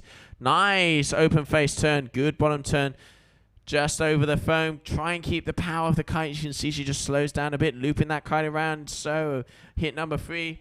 Good little bit of a whack on that white water, looping that kite around. She really does have that bar technique. 6.0 for that last ride from Carla. So increasing her lead over Kiani. Kiani is going to need a 7.80 to be able to get past Miss Herrera. So she's going to have to go out because the 7-point ride is only going to be made on a big set.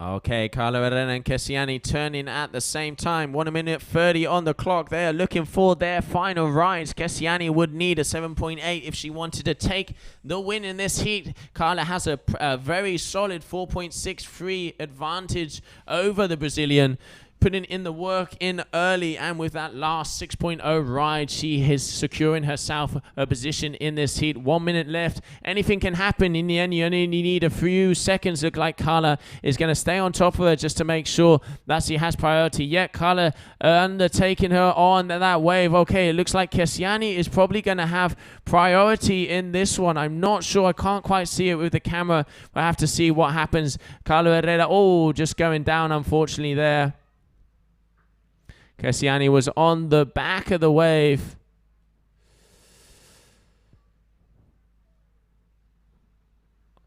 Trying to signal to the beach, trying to find out in what position she's in. She definitely, at the moment, is in second position. Looks like a 2-something, so she's not going to increase on her score with that last wave. Carla Herrera also out there. 20 seconds left on the clock. Kiani has to get a move on if she wants to try and get that 7.8. I'm not seeing too many waves coming at the back.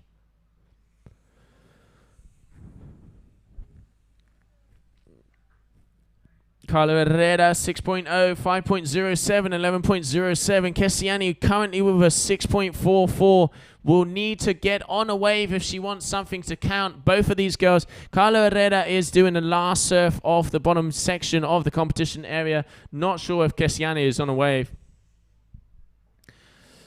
Okay, so it didn't seem like Kiani was on anything, and it definitely didn't see that it had scoring potential. Waiting for the official result to come through, but I think we can be safe as saying that the Mrs. Carla Herrera from Spain, yep, it's official, is going to be going through to the next round. Congratulations, Carla. Great riding, and a big congratulations to this lady here from Brazil. Solid performance, just not being able to get the waves that she needed to get through to the next round, but really good to see her joining the tour. Very talented rider. Look forward to seeing her at future events.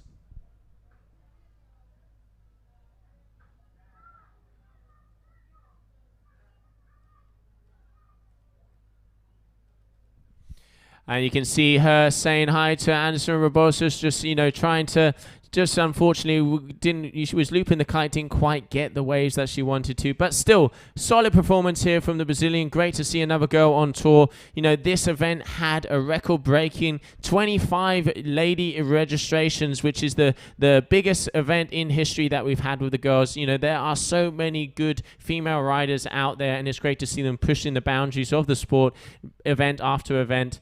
So now coming up next, we have Carla Herrera is going to come off the water, and I know Gemma is going to grab an interview with her.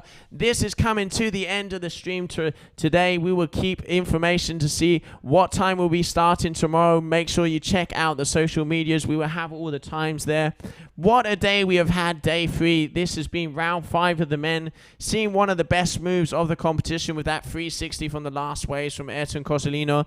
What a birthday gift for Charlie Martin, 15 years of age, and to be able to be going into the quarterfinals of a world championship. He's going to remember that number 1-5 for a very long time. Great to see the new generation coming up strong. But it is this lady here, our current world champion, moving through to yet another round, continuing in the GKA Kite World Cup here in Cape Verde.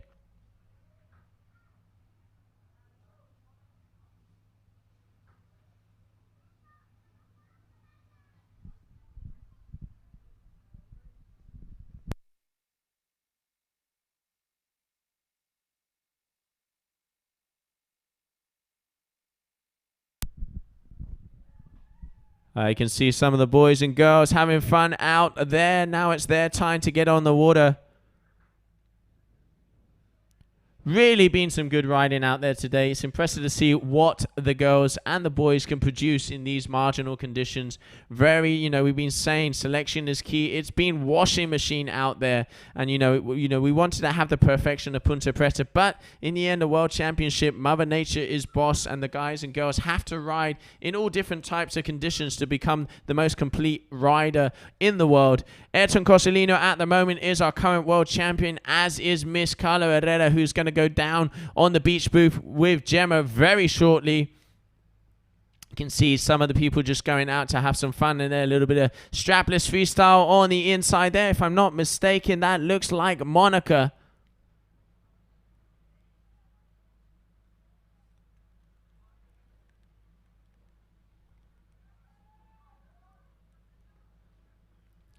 I mean, this place is just paradise. You can see it's flat on the inside, has a little kickers mix section, and you got these waves out the back. When the swell hits, you have the famous Punta Preta.